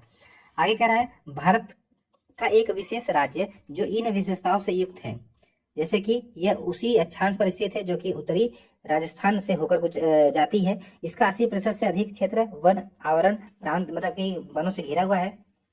12% से अधिक वनांचित क्षेत्र इस राज्य में रक्षित क्षेत्र नेटवर्क के रूप में। तो अरुणाचल प्रदेश हो जाएगा यहाँ पे सिंपल सा। अगर आप लोग मैप देखेंगे तो सिंपल सा आपको समझ में आ जाएगा। मेघालय, पश्चिम बंगाल, वैसे ऑप्शन के हिसाब से करिएगा। मेघालय, पश्चिम बंगाल, अरुणाचल प्रदेश और त्रिपुरा में से कौन सा राज्य उत्तर पूर्वी राज्य की 7 बहनों में, जो 7 सिस्टर होती है उसमें नहीं आता, पश्चिम बंगाल नहीं आता, आपको पता होगा इसमें कौन कौन सा, और सिक्किम भी नहीं आता, याद रखिएगा सिक्किम भी नहीं आता है, पश्चिम बंगाल भी नहीं आता है। तो कौन कौन से आते हैं? असम आता है, असम आता है, मेघालय आता है, मणिपुर, मिजोरम और तमिल। इस तरीके से देखा जाए, थोड़ा सा यहाँ पे लिख देता हूँ सर। देखिए यहाँ पे अगर देखा जाए तो अगर इस तरीके से भारतीय मैप को बना कर दिखा देता हूँ आपको। देखिए यहाँ पे अरुणाचल प्रदेश, फिर आपका नागालैंड, मणिपुर, मिजोरम, 4 ये हो गए। यहाँ पे मेघालय 5वां हो गया, असम 6ठा हो गया, असम 6ठा हो गया। एक आपका यहाँ पे क्या बचा? त्रिपुरा, ये आ जाता है। तो 7 ये आपके स्टेट मिलकर क्या बनाते हैं? 7 सिस्टर बनाते हैं, 7 बानों का संबंध बनाते हैं। इस तरीके से पश्चिम बंगाल इसमें नहीं आता और सिक्किम भी नहीं आता, याद रखिएगा।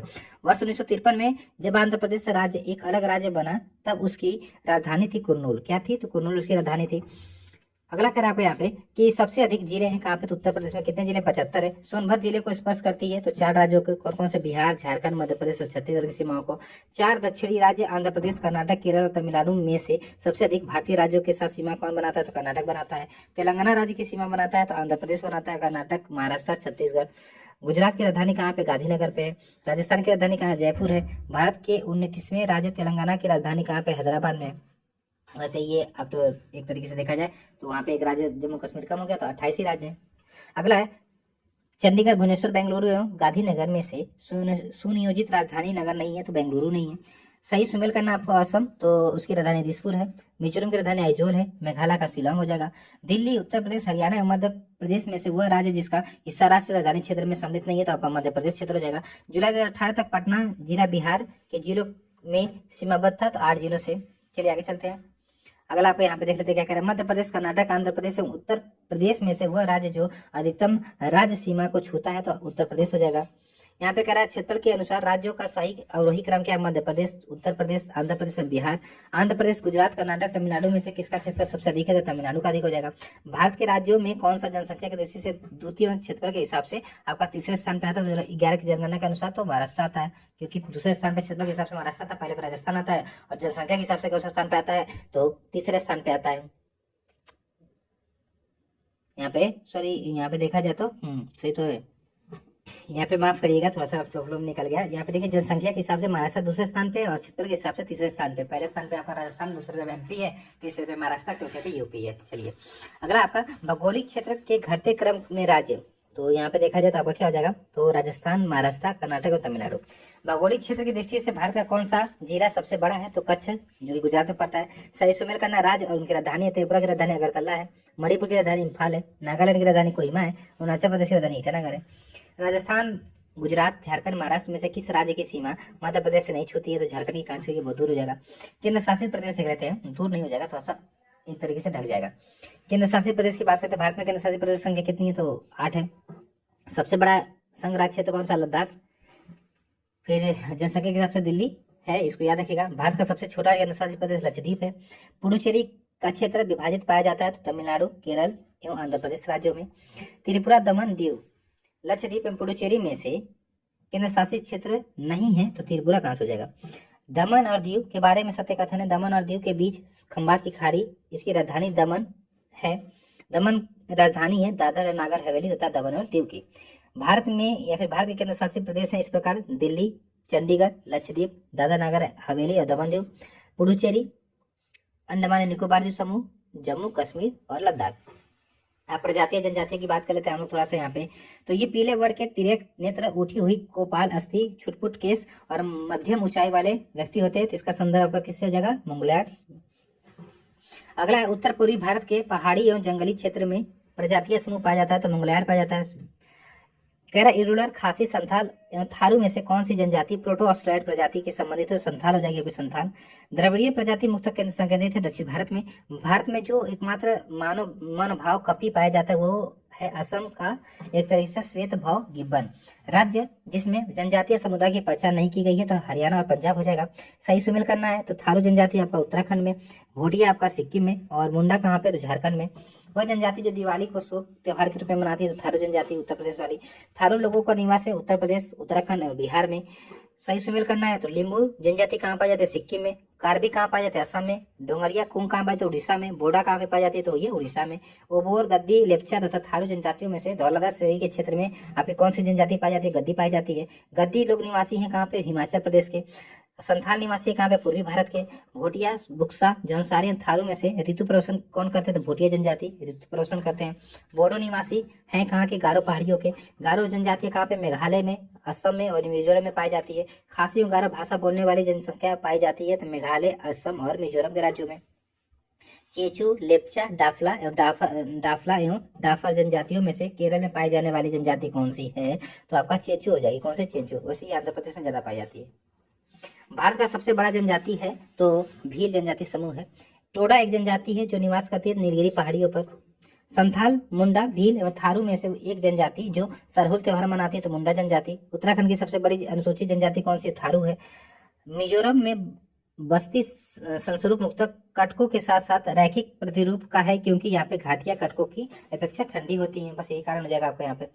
अब यहाँ पे थोड़ा सा देख लेते हैं जनजाति इनके राज्य। तो भोटिया कहाँ पे पाई जाती है? तो ये उत्तराखंड में। अब भूटिया पूछे तो सिक्किम बताइएगा। भूटिया में अंतर है। भूटिया कहाँ पे? तो सिक्किम में। भोटिया कहाँ पे? तो उत्तराखंड और उत्तर प्रदेश में। खासी कहाँ पे पाई जाती है? तो मेघालय में। संथाल कहाँ पाया जाता है? झारखंड में। टोडा कहाँ पे? तमिलनाडु में, वही नीलगिरी वाला क्षेत्र पे। सुमेलित करना है त्योहार और राज्य। बिहू कहाँ पे? तो असम में। मोडम कहाँ पे? तो केरल में। पोंगल आपका तमिलनाडु में।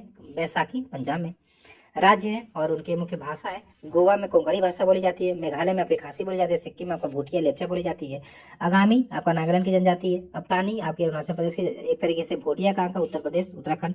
गोंड कहाँ की? तो मध्य प्रदेश की। भील जाति पाई जाती है तो महाराष्ट्र में पाई जाती है, गुजरात में, राजस्थान के क्षेत्र में, छत्तीसगढ़ में, आंध्र प्रदेश और मध्य प्रदेश में। बहुपतिया की प्रथा मानी जाती है तो जौनसारी में, टोडा में और आपकी खस और कोटा, बोटा, तियान, पिरावा या नायर, इन जनजातियों में बहुपतिया प्रथा एक तरीके से पाई जाती है।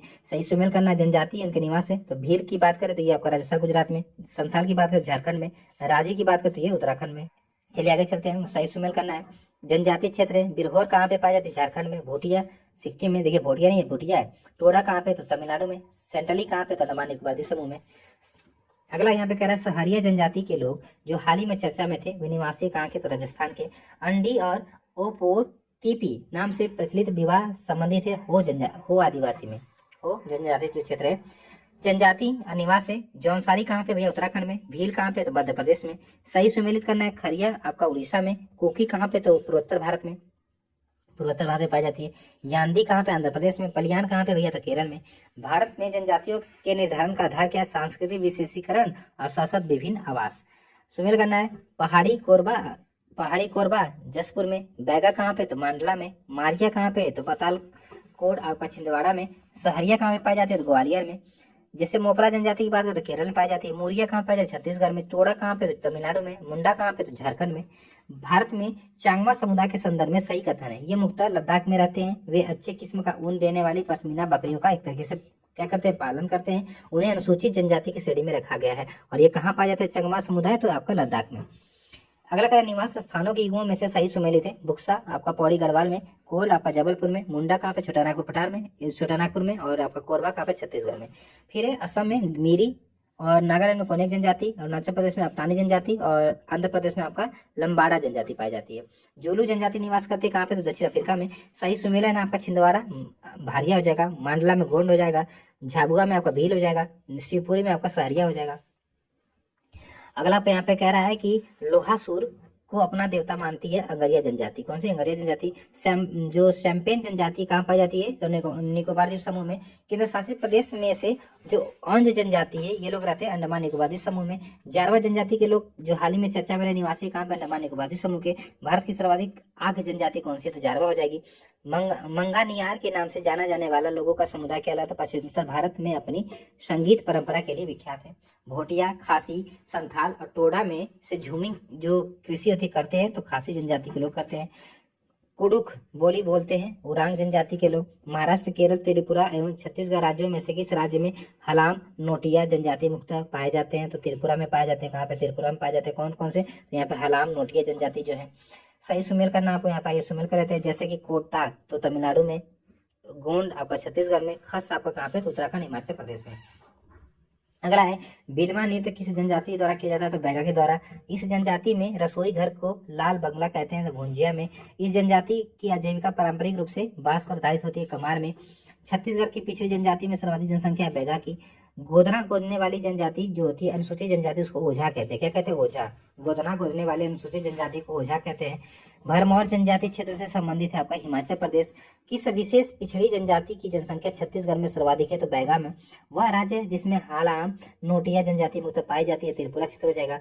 कवर, कोरा, करमाली और कोरवा में से आदिम जनजाति कौन सी? कोरवा है। पश्चिम बंगाल, राजस्थान, झारखंड एवं मध्य प्रदेश में से किस राज्य में तमरिया जनजाति कौन सी है? तमरिया जनजाति पाई जाती है, झारखंड में पाई जाती है। हालचू, रेंगमा, ओंजो एवं सम्पेन जनजातियों में से भारत के अंडमान निकोबार द्वीप समूह में मूल निवासी नहीं है, तो रेंगमा नहीं हो जाएगी, रेंगमा इधर नहीं है, रेंगमा पूर्वी भारत में पाई जाती है। अब भाषाएं देख लेते हैं। भारतीय उपमहाद्वीप में बोली जाने वाली भाषाओं में बोलने वाली की सर्वाधिक संख्या के आधार पर हिंदी का नंबर आता है, तो हिंदी के बाद किसका नंबर आता है? बंगला भाषा का, बंगला भाषा का। ऑस्ट्रिक समूह की भाषा है कौन सी? खासी। भारत का सबसे बड़ा भाषाई समूह कौन सा? Indo Aryan. अब यहाँ पे देखिए ABCD है, इस प्रकार आपको दर्शाना है। तो देखिए ए वाला जो क्षेत्र है ये ब्रिज भाषा, बी वाला अवधी, सी वाला भोजपुरी हो जाएगा, और बिहार के उधर से अंदर जाएंगे तो मैथिली भाषा हो जाएगा। हम लोग की इधर आएंगे पूर्वांचल में तो भोजपुरी भाषा हो जाएगी, और बीच में आएंगे लखनऊ साइड का ये क्षेत्र जो आपका अयोध्या वाला, तो इधर अवधी आ जाएगी, और उधर जाएंगे थोड़ा सा और पश्चिम में तो आपका ब्रिज भाषा आ जाएगी। वर्ष 2014 में प्राच्य भाषा का दर्जा दिया गया उड़िया भाषा को। भारत के संदर्भ में हलबी हो और कोई पद संबंधित है जनजातीय भाषा से। हिंदी पश्चात कौन सी भारतीय भाषा विश्व में सर्वाधिक बोली जाती है? तो आपकी बंगाली। अपवाद तंत्र आइए थोड़ा सा देख लेते हैं आप यहाँ। चलिए अपवाद तंत्र देख लेते हैं। सबसे पहले गंगा नदी तंत्र। तो गंगा नदी उदाहरण है किसका? पूर्ववर्ती उपवा का। ये क्या होता है सर? एक तरीके से जो नदियां अपना मार्ग इस तरह मान बह रही है ना, इसके मार्ग में ये पहाड़ आ गया, इसको काट के आगे बह जाती है, ये पूर्ववर्ती मार्ग होता है। चलिए बांग्लादेश में गंगा नदी को पुकारा जाता है तो पद्मा के नाम से पुकारा जाता है। किस नाम से? पद्मा के नाम से पुकारा जाता है। सुंदरबन डेल्टा का निर्माण करने वाली नदियां हैं गंगा और ब्रह्मपुत्र। कथन है आपका गंगा बहुत ही प्रदूषित नदी है। कारण बता रहा है जो नदी जितनी पवित्र होती है वो उतनी अधिक क्या होती है? प्रदूषित होती है। बिल्कुल गलत बात भैया, तो ये सही है, परंतु आपको यहाँ पे क्या हो जाएगा? गलत हो जाएगा। गंगा की जलोढ़ मृदा की गहराई भूमि सतह से लगभग कितनी? तो 6000 मीटर तक होती है। सत्य कथन आपको बताना है यहाँ पे। देवप्रयाग, अलकनंदा, भागीरथी नदी। सत्य कथन देवप्रयाग में आपका अलकनंदा और भागीरथी मिलती है, मतलब संगम पर स्थित है। रुद्रप्रयाग की बात करें अलकनंदा और मंदाकिनी की नदी पर, ये जो संगम उस पर अवस्थित है। अलकनंदा नदी जो बद्रीनाथ है वहां से बहती है। सुमिलित करना आपका रुद्रप्रयाग तो अलकनंदा मंदाकिनी, नंदप्रयाग आपका अलकनंदा और नंदाकिनी या मंदाकिनी है, नंदाकिनी मंदाकिनी अंतर समझेगा। रुद्रप्रयाग मंदाकिनी है और नंदप्रयाग में आपका नंदाकिनी अलकनंदा में कॉमन होती है। कर्णप्रयाग अलकनंदा और पिंडर, और देवप्रयाग की बात करें तो अलकनंदा और भागीरथी। चलिए आगे चलते हैं। अलकनंदा भागीरथी का संगम होता है कहाँ पे? देवप्रयाग में। यहाँ पे गंगा बन जाती है। भागीरथी सॉरी मंदाकिनी नदी जल प्रवाह अथवा मुख्य नदी संबंधित है किससे? अलकनंदा नदी से। चलिए आगे देख लेते हैं। आगे कह रहा वह नदी का तट जिस पर बद्रीनाथ का प्रसिद्ध मंदिर स्थित है तो अलकनंदा हो जाएगा। भारत की सबसे बड़ी वह नदी कौन सी है? तो काली नदी। पूर्वी धौली गंगा सहायक नदी किसकी? एक सेकंड माफ करिए, यहाँ पे गंगा होगा ना, वही मैं कह रहा हूँ, कैसे गलत हो गया। देखिए सबसे बड़ी नदी तो गंगा हो जाएगी। यहाँ पे ये कह रहा है पूर्वी धौली गंगा सहायक नदी किसकी? तो काली नदी की। केदारनाथ से रुद्रप्रयाग के मध्य प्रवाहित होने वाली नदी कौन सी? मंदाकिनी। यमुना नदी की सहायक नदियों का पश्चिम से पूर्व की ओर व्यवसायक्रम के चंबल से बेतवा, चंबल से बेतवा, इस तरीके से मैंने जैसे बोलेंगे तो सही हो जाएगा। चंबल से बेतवा। केन, सोन, बेतवा, चंबल में से वह नदी जो यमुना नदी से नहीं मिलती है तो सोन कहाँ मिलेगी? सोन तो आपका अमरकंटक से निकल के सीधे कहाँ पे? तो पटना के पास गंगा में मिल जाती है। मोरीबंद डेल्टा उप विभाग है तो आपका बंगाल की डेल्टा का। शंख, उत्तरी कोयल, दक्षिणी कोयल एवं बराकर में से गंगा नदी घाटी का कौन का भाग कौन नहीं, उपनदी नहीं है तो बराकर नहीं होगा, याद रखिएगा आप लोग। और उत्तरी कोयल भी। भागीरथी नदी निकलती है कहाँ से? तो गोमुख से। गंगा नदी की एकमात्र सहायक नदी जिसका उद्गम होता है मैदान से तो गोमती नदी। पीलीभीत के गोकुल एक तरीके पीलीभीत से निकलती है ना आपका की झील से, तो फुलहर झील से, सॉरी कहाँ से? फुलहर झील से। अगला आपका दिल्ली और आगरा के मध्य वर्ष के अधिकांश समय में यमुना नदी मृत हो जाती है। कारण बता रहा है यमुना असत वाहिनी नदी है। देखिए ये तो सही है परंतु गलत। इसका कारण एक तरीके से देखा जाए तो पॉल्यूशन है। बेतवा, चंबल, केन तथा रामगंगा नदियों में से यमुना की सहायक नदी है क्या? तो रामगंगा है। यमुना नदी का उद्गम स्थान है कहाँ पे? तो बंदरपुर चोटी। बेतवा नदी मिलती है तो यमुना में। गंगा की वो सहायक नदी जो उत्तर वाहिनी है तो सोन नदी हो जाएगी। गोमती, घाघरा, कोसी और सोन में से कौन सी नदी गंगा नदी के बाएं से नहीं मिलती है? तो सोन नदी हो जाएगी। क्योंकि अगर बात करें यहाँ पे बाएं से नहीं मिलती, देखिए ये जा रही है यहाँ से निकली, ये इसके दाहिने से मिल जाती है। यमुना और सोन के मध्य जल द्विभाजक का कार्य करने वाला एक तरीके से श्रेणी कौन सी है, तो आपका यहाँ पे कैमूर श्रेणी हो जाएगी। महानंदा, सोन, रामगंगा एवं गंडक में से सर्वाधिक जल ग्रहण क्षेत्र वाली नदी कौन सी जगह, तो सोन हो जाएगी। आपका कितना है भैया, तो 70,055 वर्ग किलोमीटर है। सही कथन है। रामगंगा नदी कन्नौज के पास गंगा नदी में मिल जाती है। रामगंगा नदी कन्नौज के पास गंगा नदी में मिल जाती है। बिहार राज्य में गंगा के किनारे स्थित जिलों की संख्या कितनी है, तो 12 है। भागलपुर, कटिहार, पटना तथा बेगूसराय जिलों में गंगा नदी सबसे लंबी है। कहाँ पे, तो पटना में है। सोन, हिंडन, गंडक और शारदा में से कौन सी नदी उत्तर प्रदेश राज्य से प्रभावित नहीं होती है, तो गंडक नदी हो जाएगी। बेतवा नदी निकलती है कहाँ से, विंध्य पहाड़ियों से निकलती है। पुनपुन, अजय, जलांगी और जोंक में से कौन सी नदी भारतीय गंगा जो बेसिन उसका हिस्सा नहीं है, तो जोंग नदी होगी, सिंपल सा। अब ब्रह्मपुत्र नदी तंत्र देख लेते हैं। तिब्बत में उत्पत्ति पाने वाले ब्रह्मपुत्र, इरावदी और मेकांग नदियां अपने ऊपरी पाटों में संकीर्ण और समानांतर पर्वत श्रेणियों से होकर प्रभावित होती हैं। इन नदियों में ब्रह्मपुत्र भारत में प्रविष्ट होने से ठीक पहले अपने प्रवाह में यू टर्न लेती है। यू टर्न बनता है तो दरअसल जो भूवैज्ञानिक आपका तरुण हिमालय उसके अक्षांशीय टेक्सचुअल जो बेंड उसके कारण, यहाँ पे आपका यही आंसर हो जाएगा।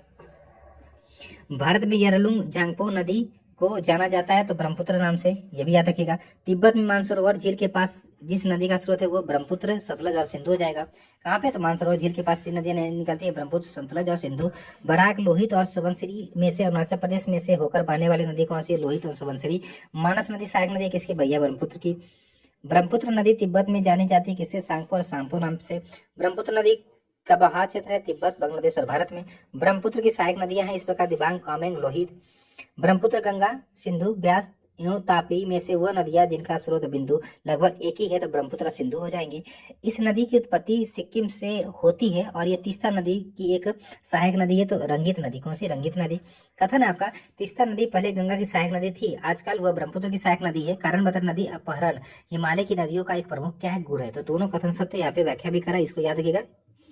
अगला आपका दक्षिण भारत की नदियां देख लेते हैं। तो कह रहा पश्चिमी घाट की नदियां डेल्टा का निर्माण नहीं करती हैं, वे छोटे मार्ग से तीव्र गति से कड़ी कठोर चट्टानों को ऊपर क्या कहते हैं, तो बहती हैं। तो यहाँ पे देखिए सिंपल सी बात है, जो पश्चिमी घाट की नदियां वो डेल्टा का निर्माण नहीं करती, एस्चुरी का निर्माण करती हैं। तो ये और दोनों सही है, यहाँ पे व्याख्या भी कर रहा है आपका। प्रायद्वीपीय भारत की सभी प्रमुख नदियां बंगाल की खाड़ी में गिरती है, परंतु नर्मदा और ताप्ती नदियां अरब सागर में गिरती हैं। कारण बता, नर्मदा और ताप्ती नदियां ब्रिज घाटी से होकर बहती है। बिल्कुल सही बात है, कथन कारण दोनों से व्याख्या भी कर रहा है। नर्मदा नदी पश्चिम की ओर बहती है, जबकि अधिकांश अन्य प्रायद्वीपीय नदियां, बड़ी नदियां जो है पूर्व की ओर बहती है, क्योंकि यह एक रेखीय जो आपका रिफ्ट होता है घाटी से बहती है। ये विंध्य और सतपुड़ा बीच जो पर्वत उसके बीच में बहती है। नर्मदा घाटी जिन पर्वत श्रृंखला के बीच में स्थित है वो विंध्य और सतपुड़ा हो जाएगा यहाँ पे। अगला आपका देख लेते हैं, यहाँ पे क्या कह रहा है, कथन आपका कह रहा है यहाँ पे, नर्मदा अपने मुहाने पर डेल्टा का निर्माण करती है, यह एक भ्रंश घाटी से बहती है। देखिए ये तो गलत हो गया, क्योंकि एक्सुरी का निर्माण करती है, आप सबको पता है, तो ये गलत है, परंतु बात सही है आपका। भारत की पश्चिम की ओर बहने वाली प्रमुख नदियों जो डेल्टा का निर्माण नहीं करती है, तो नर्मदा, ताप्ती हो जाएंगी। कृष्णा, गोदावरी, तापी एवं कावेरी नदियों में से वह नदी जो भ्रंश घाटी से होकर प्रभावित होती है, तापी हो जाएगी यहाँ पे। राजनंदगांव, रायपुर, बस्तर और कोरबा जनपदों में से नर्मदा बेसिन का भाग है, तो राजनंदगांव हो जाएगा। अमरकंटक से उद्गम होता है किसका, नर्मदा नदी का। नर्मदा नदी उदाहरण किसका, भ्रंश घाटी का। रिफ्ट घाटी या भ्रंश घाटी से होकर बहने वाली नदी है नर्मदा। पश्चिमी वाहिनी नदियों में से 2 पर्वत श्रेणियों के बीच बहने वाली नदी नर्मदा, ताप्ती हो जाएंगे। अगला है तवा सहायक नदी किसकी है, तो नर्मदा की तवा सहायक नदी है। गोदावरी, ताप्ती, कृष्णा और महानदियों में से अरब सागर में गिरने वाली नदी कौन सी है, तो ताप्ती हो जाएगी। वह नदी जो 3 बार 2 धाराओं में विभक्त हो जाती है और कुछ मील आगे जाकर पुनः मिल जाती है, और इस प्रकार श्रीरंगपट्टनम, शिव समुद्रम और श्रृंगम के द्वीपों का निर्माण करती है, तो कावेरी नदी। कौन सी, कावेरी नदी। कावेरी नदी का उद्गम है आपको ब्रह्मगिरी पहाड़ियों से। कावेरी नदी की जिन राज्यों या संघ राज्य क्षेत्र से होकर बहती है वह है कर्नाटक, केरल, तमिलनाडु है, पुडुचेरी। दक्षिण की गंगा कहा जाता है, दक्षिण की गंगा, देखिए दक्षिण की गंगा पूछे तो आपकी हो जाएगी क्या, कावेरी है। दक्षिण भारत की गंगा पूछे तो आपका गोदावरी हो जाती है। कृष्णा नदी जल विवाद है आंध्र प्रदेश, तेलंगाना, कर्नाटक एवं महाराष्ट्र के मध्य। गोदावरी, कावेरी, ताप्ती और महानदी में से वह नदी जो एस्चुरी का मतलब बनाती है, तो ताप्ती हो जाएगा। गोदावरी, महानदी, नर्मदा, ताप्ती नदियों में की लंबाई और वही क्रम को दर्शाना, तो गोदावरी, फिर नर्मदा, फिर महानदी, फिर आपकी ताप्ती हो जाएगी। अगला आपका प्रायद्वीपीय भारत में पूर्व दिशा में बहने वाली नदियों का उत्तर दक्षिण सही क्रम क्या है, स्वर्ण रेखा। महानदी, गोदावरी, कृष्णा, पेन्नार, कावेरी और वेंगई, इसको याद रखिएगा, इंपॉर्टेंट है। गोदावरी, तापी, कावेरी और कबाम में से पश्चिमी घाट से नहीं निकलती है, तापी। लंबाई के दृष्टिकोण से नदियों का घटता क्रम सबसे लंबी से आरंभ होकर सबसे छोटी तक जाता है, तो गोदावरी, कृष्णा, नर्मदा, महानदी, इसको याद रखिएगा। सही कथन क्या है यहाँ पे, महानदी का उद्भव छत्तीसगढ़ के पठार से होता है, गोदावरी नदी का उद्भव महाराष्ट्र में होता है, ताप्ती नदी का उद्भव मध्य प्रदेश में होता है, कावेरी नदी का उद्भव आपका कर्नाटक में होता है। चलिए आगे चलते हैं। तेल नदी किसकी सहायक नदी है? तो महानदी की भैया। वह नदी जिसकी घाटी गहरी एक तरीके से खंड भूमि रेविंस जो होती है उसके विख्यात है, तो आपका चंबल हो जाएगी। दक्षिण भारत की नदियों का प्रमुख अपवाह है तो वृक्षनुमा है। सोन नर्मदा तथा महानदी निकलती है, तो सोन नर्मदा अमरकंटक से, महानदी आपका सियावा पहाड़ी से निकलती है। नर्मदा, ताप्ती, मांडवी एवं महानदी में से वह नदी जो एस्चुरी नहीं बनाती है, तो देखिए नर्मदा बनाती है, ताप्ती, मांडवी गुजरात के, गोवा की नदी ये भी बनाती है, महानदी नहीं बनाती, महानदी आपका आंसर हो जाएगा।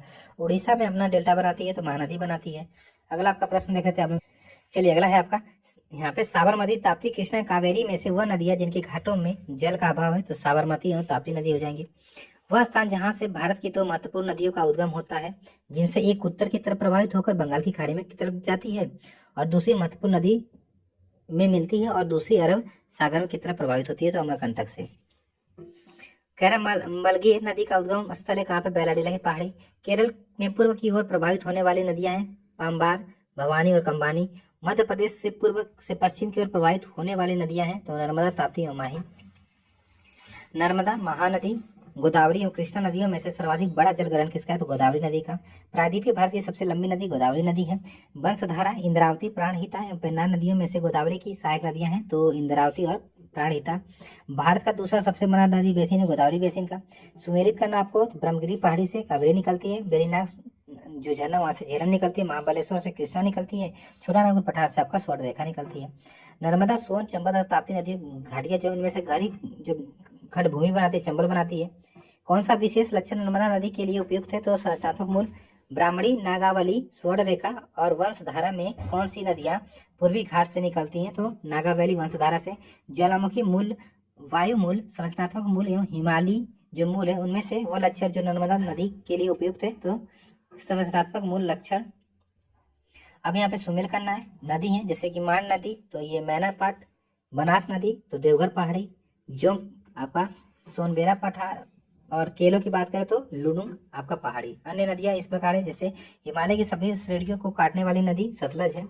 सिंधु नदी प्रणाली के संदर्भ में चिनाब, झेलम, रावी, सतलज नदियों में से तीन नदियां जिनमें से किसी एक नदी में मिलती हैं जो सीधे सिंधु नदी से मिलती है। निम्नलिखित में से वो नदी कौन सी है? तो आपको यहाँ से देखा जाए तो आपका सतलज है। यहाँ पे सुमेलित आपका करना यहाँ पे नदी है और सहायक है। वर्धा की बात करें तो पेनगंगा, महानदी आपका शिवनाथ, दामोदर की बात करें बराकर, कावेरी की बात करें तो भवानी। ये क्या है? इनकी सहायक नदियां हैं। सही सुमेल करना है, सहायक नदी और नदियां हैं। बेतवा तो यमुना सहायक नदी है, क्षिप्रा संबल की सहायक नदी है, वेनगंगा गोदावरी की, तवा आपका नर्मदा की। सही सुमेल करना, सहायक नदी नदी है। हेमावती किसकी? तो कावेरी की। मालप्रभा कृष्णा की, मंजरा गोदावरी की, प्राणहिता गोदावरी की। दूधगंगा नदी अवस्थित है तो जम्मू और कश्मीर, उत्तराखंड तथा महाराष्ट्र में। याद रखिएगा, दूधगंगा नदी के नाम से एक तरीके से ये जम्मू कश्मीर में भी है, उत्तराखंड में, महाराष्ट्र में भी है। बंगाल की खाड़ी में गिरने वाली नदियां हैं तो गंगा, ब्रह्मपुत्र है। गोदावरी, महानदी, कृष्णा, कावेरी, पेन्नार, स्वर्ण रेखा, ब्राह्मणी आदि ये सब क्या है? तो आपकी बंगाल की खाड़ी में गिरती हैं। कृष्णा नदी की सहायक नदी है तो कोयना है, यरला है, बीना है, वर्डा है, घाट प्रभा आदि ये सब किसकी? कृष्णा नदी की सहायक नदियां हैं। हंगरी सहायक नदी है तो तुंगभद्रा की, हंगरी नहीं हगरी। उत्तर दक्षिणी दिशा के आधार पर नदियों का सही अनुक्रम क्या है? तो किशन गंगा, गंगा, वेनगंगा, पेनगंगा। हिमाचल प्रदेश से होकर बहने वाली प्रमुख नदियां हैं जैसे कि ब्यास, चेनाब, रावी, सतलज और यमुना। यमुना में जाती है हिमाचल प्रदेश में, गलती मत करिएगा, ये प्रश्न पूछा था देगी टेस्ट में। अगला आपके यहाँ पे 1, 2, 3, 4 को अंकित जो नदियां हैं उनका क्रमशः आपको नाम बताना है। देखिए यहाँ पे देखा जाए सबसे पहले 1 तो ये तो गंडक हो जाएगी, फिर इसके बाद 4 देखते तो ये तो गंगा आ गई आपकी, ये इधर आगे इसकी में मिली गोमती, और ये एक सेकंड माफ करिएगा, यहाँ पे हमें बताना क्या है, यहाँ पे बताना क्या है, दिए गए प्रदर्शित 1, 2, 3, 4 अंकित नदियों का क्रम क्या है ना, ये बताना आपको। तो ये नेपाल है पूरा, तो यहाँ पे देखा जाए सही तो है, यही है गंडक, गंगा, गोमती और घग्गर, मतलब घाघरा, सॉरी घग्गर नहीं घाघरा। दामोदर नदी से निकाली गई नहर है, कौन सी? अरन नहर है। दामोदर सहायक नदी है तो हुगली की। गोमती, पेरियार, दामोदर महानदियों में से दामोदर नदी निकलती है छोटा नागपुर पठार से। पूर्व की ओर बहने वाली भारत की नदी जिसमें आपका निम्नावलन अर्थात डाउन रैपिंग के कारण विध्वंस घाटी बनी है, दामोदर हो जाएगा। गोमती, पेरियार, दामोदर और महानदी में से भारत की सर्वाधिक प्रदूषित नदी कौन सी है? तो दामोदर हो जाएगी। ताप्ती, कृष्णा, लूनी और नर्मदा में भूमि बंधित नदी है, लूनी है। लूनी नदी के संदर्भ में सही कथन है आपका, ये कच्छ किरण की दलदली क्षेत्र में क्या हो जाती है, तो लुप्त हो जाती है। माही, घग्गर, नर्मदा, ये कृष्णा नदियों में से अंतःस्थलीय अपवाह नदी किसका है, तो आपका घग्गर का हो जाएगा। यहाँ पे सबसे अधिक नदी पथ परिवर्तित अर्थात मैक्सिमम शिफ्टिंग ऑफ कोर्स जो होता है करने वाली नदी है कोसी नदी है। अपने नदी जो पथ होता है उसके परिवर्तित के लिए जानी जाती है, और इसको आपका बंगाल सॉरी बिहार का शोक कहते हैं। खारी नदी जिस अपवाह तंत्र का अंग है वह है बंगाल की खाड़ी। वह नदी जिसका स्रोत हिमनदों से नहीं है तो कोसी हो जाएगी। त्रिवेणी नहर में पानी आता है तो गंडक की नदी से। बिहार की वह नदी जिसने वर्ष 2008 में अपना मार्ग परिवर्तन किया एवं आपदा की स्थिति उत्पन्न की तो कोसी नदी हो जाएगी। भारत की नदियां स्पीति, सतलज, श्योक तथा जास्कर में उत्तर से दक्षिण की ओर जाते हुए नदियों का सही अनुक्रम किया जाएगा, श्योक, जास्कर, स्पीति और आपका सतलज। संथाल परगना में लगने वाला दुमका का हिजला मेला आयोजित किया जाता है तो मयूराक्षी नदी के तट पर। अगला, दो राज्यों में पहली बार दो नदियों के जोड़ने की परियोजना का संबंध में समझौते के स्मृति पत्र पर हस्ताक्षर किए गए। राज्यों और नदियों के नाम उत्तर प्रदेश और मध्य प्रदेश, केन और बेतवा नदियां थी। उत्तर प्रदेश और मध्य प्रदेश राज्यों में संयुक्त राजघाट नदी जो परियोजना है लागू की गई है तो वह स्थित है बेतवा नदी पर। कावेरी, मंजिरा, पेनगंगा तथा तुंगभद्रा में से वह नदी जिसमें दक्षिण भारत की आपका यहाँ पे देखा जाए तो गांडीकोटा घाटी अर्थात कैनियन जो है निर्मित है तो पेन्नार की घाटी हो जाएगी। ये भी आपका देह की दृष्टि में पूछा था, बताइए। काली नदी भारत के दक्षिण भाग में पूर्व की ओर बहने वाली नदी है। अच्छा, आगे देख लेते हैं। आगे क्या कह रहा है इसमें, कह रहा कारण दक्कन पठार अपने पश्चिमी किनारे पर उच्चता पर है और पूर्व में बंगाल की खाड़ी की दिशा में उसकी मध्य प्रवणता है। तो ये तो गलत है, यहाँ पे आर सही है, इसको याद रखिएगा, ये तो गलत है, आपका आर सही है। भारत विश्व का सबसे ऊंचा पुल बनाया जा रहा है कहाँ पे, चिनाब नदी पे। बसपा, स्पीति, रावी और ब्यास में से वो नदी जो सतलज की सहायक नदी है तो रावी हो जाएगी यहाँ पे। महात्मा गांधी सेतु स्थित है कहाँ पे, तो बिहार में स्थित है। ब्यास, रावी, चिनाब और सतलज में से वह नदी जिसका उद्गम स्थल कहाँ पे है, तो भारत में नहीं है तो सतलज हो जाएगी इनमें से। कपिली जिसकी सहायक नदी है वो है आपका ब्रह्मपुत्र है। आइए सही सुमेरखंड है सूचक को मुख्य नदी है, उनकी सहायक नदियां गोदावरी की मंजरा हो जाएगी, कृष्णा की भीमा हो जाएगी, ब्रह्मपुत्र की तीस्ता हो जाएगी, गोदावरी की इंद्रावती हो जाएगी, यमुना की चंबल और केन हो जाएगी। भारत की प्रमुख नदियां उनके उद्गम स्थलों का सही क्रम एक तरीके से यमुना यमुनोत्री से निकलती है, कृष्णा महाबलेश्वर से, गोदावरी नासिक से निकलती है, महानदी सिवावा से निकलती है। छिपरा, काली सिंध, बेतवा एवं पार्वती में से वह नदी जो चंबल की सहायक नदी नहीं है तो बेतवा नहीं है। चंबल, दामोदर, गंडक और रामगंगा में से वह नदी जो अपने भ्रंश घाटी से प्रवाह के लिए प्रसिद्ध दामोदर नदी हो जाएगी। वह नदी जिसके ऊपरी मार्ग में मीठा जल का परंतु निचले भाग में खारे जल का प्रभाव मिलता है तो लूनी नदी हो जाएगी। अध्यारोपित नदी का उदाहरण कौन सा है, तो चंबल हो जाएगा आपका यहाँ पे। संकोच नदी सीमा बनाती है असम एवं पश्चिम बंगाल के बीच। पार्वती, लूनी, महाई और जवाई में से वह नदी जो मध्य प्रदेश से निकलती है और खंबात की खाड़ी में गिरती है तो महाई नदी हो जाएगी। किशनगंगा एक सहायक नदी है तो झेलम की। मुंबई की मीठी नदी जिस झील से निकलती है वो है आपकी बिहार झील। महानंदा, सोन, रामगंगा एवं गंडक में से वह नदी जिसका जल ग्रहण क्षेत्र सर्वाधिक है तो सोन हो जाएगा। ब्रह्मपुत्र, गंगा, गोदावरी और सिंधु में से भारत की सबसे लंबी नदी कौन सी, गंगा नदी। भारत में चंद्रा और भागा नदियां किस क्षेत्र में बहती हैं, तो लाहौल घाटी और हिमाचल प्रदेश में आपकी ये। आगे कह रहा है दामोदर, कोयल और स्वर्ण रेखा नदियां निकलती कहाँ से, तो छोटा नागपुर पठार झारखंड से निकलती है। बराकर, इंद्रावती और इसके आगे जमुनिया और बारकी में से कौन दामोदर नदी की सहायक नदी है, तो इंद्रावती हो जाएगी आपका। सही सुमेल करना, दोआब नदियां हैं तो बिष्ट, दोआब, ब्यास और सतलज के मध्य। बारी आपका रावी और ब्यास के मध्य। रचना नाम को तोड़िएगा आ जाएगा, रचना में रावी और चिनाब ये हो गया। चाज में चिनाब और झेलम हो जाएगा। अगला है सही कथन, अधिकांश हिमालयी नदियां बारहमासी हैं जबकि अधिकांश प्रायद्वीपीय नदियां वर्षा पर निर्भर है। अच्छा, हिमालय नदियां की ढाल प्रायद्वीपीय नदी की तुलना में अधिक खड़ा है तो ये भी आपका सही है। अब नदियों के किनारे कुछ नगर उनको देख लेते हैं। गंगा नदी के किनारे बसे सबसे बड़ा शहर कानपुर पड़ता है। भागीरथी नदी के किनारे सबसे बड़ा शहर एक तरीके से उत्तरकाशी है। लेह अवस्थित है तो सिंधु नदी के दाएं तट पर। सिंधु नदी के दाएं तट पर या देखिए दाएं तट पर। भुवनेश्वर अवस्थित नहीं है तो महानदी के तट पर। सुमेल करना है तो नगर है उनके सीमा पर। बैतूल आपका ताप्ती नदी के तट पर। जगदलपुर आपका इंद्रावती। जबलपुर नर्मदा। कटक महानदी। नासिक गोदावरी। उज्जैन छिपरा। गोरखपुर राप्ती नदी पे। लुधियाना सतलज नदी पे। अगर बात करें सूरत तो ताप्ती नदी पे। कोटा चंबल नदी पे। अहमदाबाद आपका साबरमती नदी पे। हैदराबाद मूसी नदी पे। पंढरपुर आपका चंद्रभागा भीमा नदी पे। तिरुचिरापल्ली कावेरी नदी पे। हम्पी आपका तुंगभद्रा नदी पे। तो ये याद रखिएगा आप लोग। चलिए आगे चलते हैं। कश्मीर में जो पहलगाम किस नदी के किनारे बसा है, तो एक नदी लिद्धर उसके किनारे पे। गोविंद घाट अवस्थित है तो अलकनंदा एवं लक्ष्मण गंगा नदी के किनारे पे। आगे चलते हैं, प्रपात और झीलें देख लेते हैं। हुंडरू जलप्रपात अगर बात करें तो ये स्वर्णरेखा नदी पर स्थित है। देखिए सुमेलकन्ना जलप्रपात है और आपके क्या है तो नदी है। आइए सुमेल करें तो जल्दी से। कपिल धारा की बात करें तो नर्मदा पे। शिव समुद्रम कहाँ पे, कावेरी पे। चित्रकूट कहाँ पे, इंद्रावती पे। दूध सागर कहाँ पे, मांडवी नदी पे। डुडुमा कहाँ पे, मचकुंड पे। गोकाक कहाँ पे, घाट प्रभा पे। चुलिया कहाँ पे, चंबल पे। धुआंधार नर्मदा पे। यहाँ पे देखा जाए लोधा या फिर बूढ़ा घाघ तो ये बूढ़ा घाघ पे है। चचाई प्रपात कहाँ पे, बीहड़ पे है। भारत का सबसे बड़ा जलप्रपात जो प्रपात जो है ये स्थित है श्रावती नदी पे। कहाँ पे, कर्नाटक में। भारत का वह जलप्रपात जिसे लोकप्रिय रूप से नियाग्रा जलप्रपात के रूप में भी जाना जाता है। चित्रकूट कहाँ पे पड़ता है तो छत्तीसगढ़ में पड़ता है। किस नदी पे, इंद्रावती नदी पे है। भारत में गोवा में स्थित जलप्रपात है दूध सागर प्रपात है। अमृत धारा जलप्रपात किस नदी पे है तो होस्तो नदी पे है। भेड़ाघाट जलप्रपात स्थित है कहाँ पे, धुआंधार पे। विश्व जलप्रपात डेटाबेस की वर्तमान स्थिति के अनुसार भारत का सबसे ऊंचा जलप्रपात कौन सा, नोह कालिकई, ये मेघालय पड़ता है। कोचिका जलप्रपात का सही ऊंचाई क्या है, 383 है।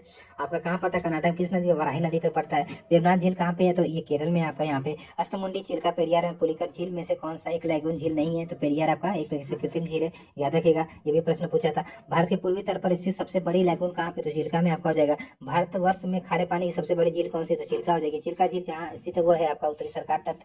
चिल्का झील स्थित है उड़ीसा में। दो भारतीय राज्यों में सरकार वाली झील कौन सी, पुलिकट कहाँ कहाँ, आंध्र प्रदेश और आपका तमिलनाडु हो जाएगी।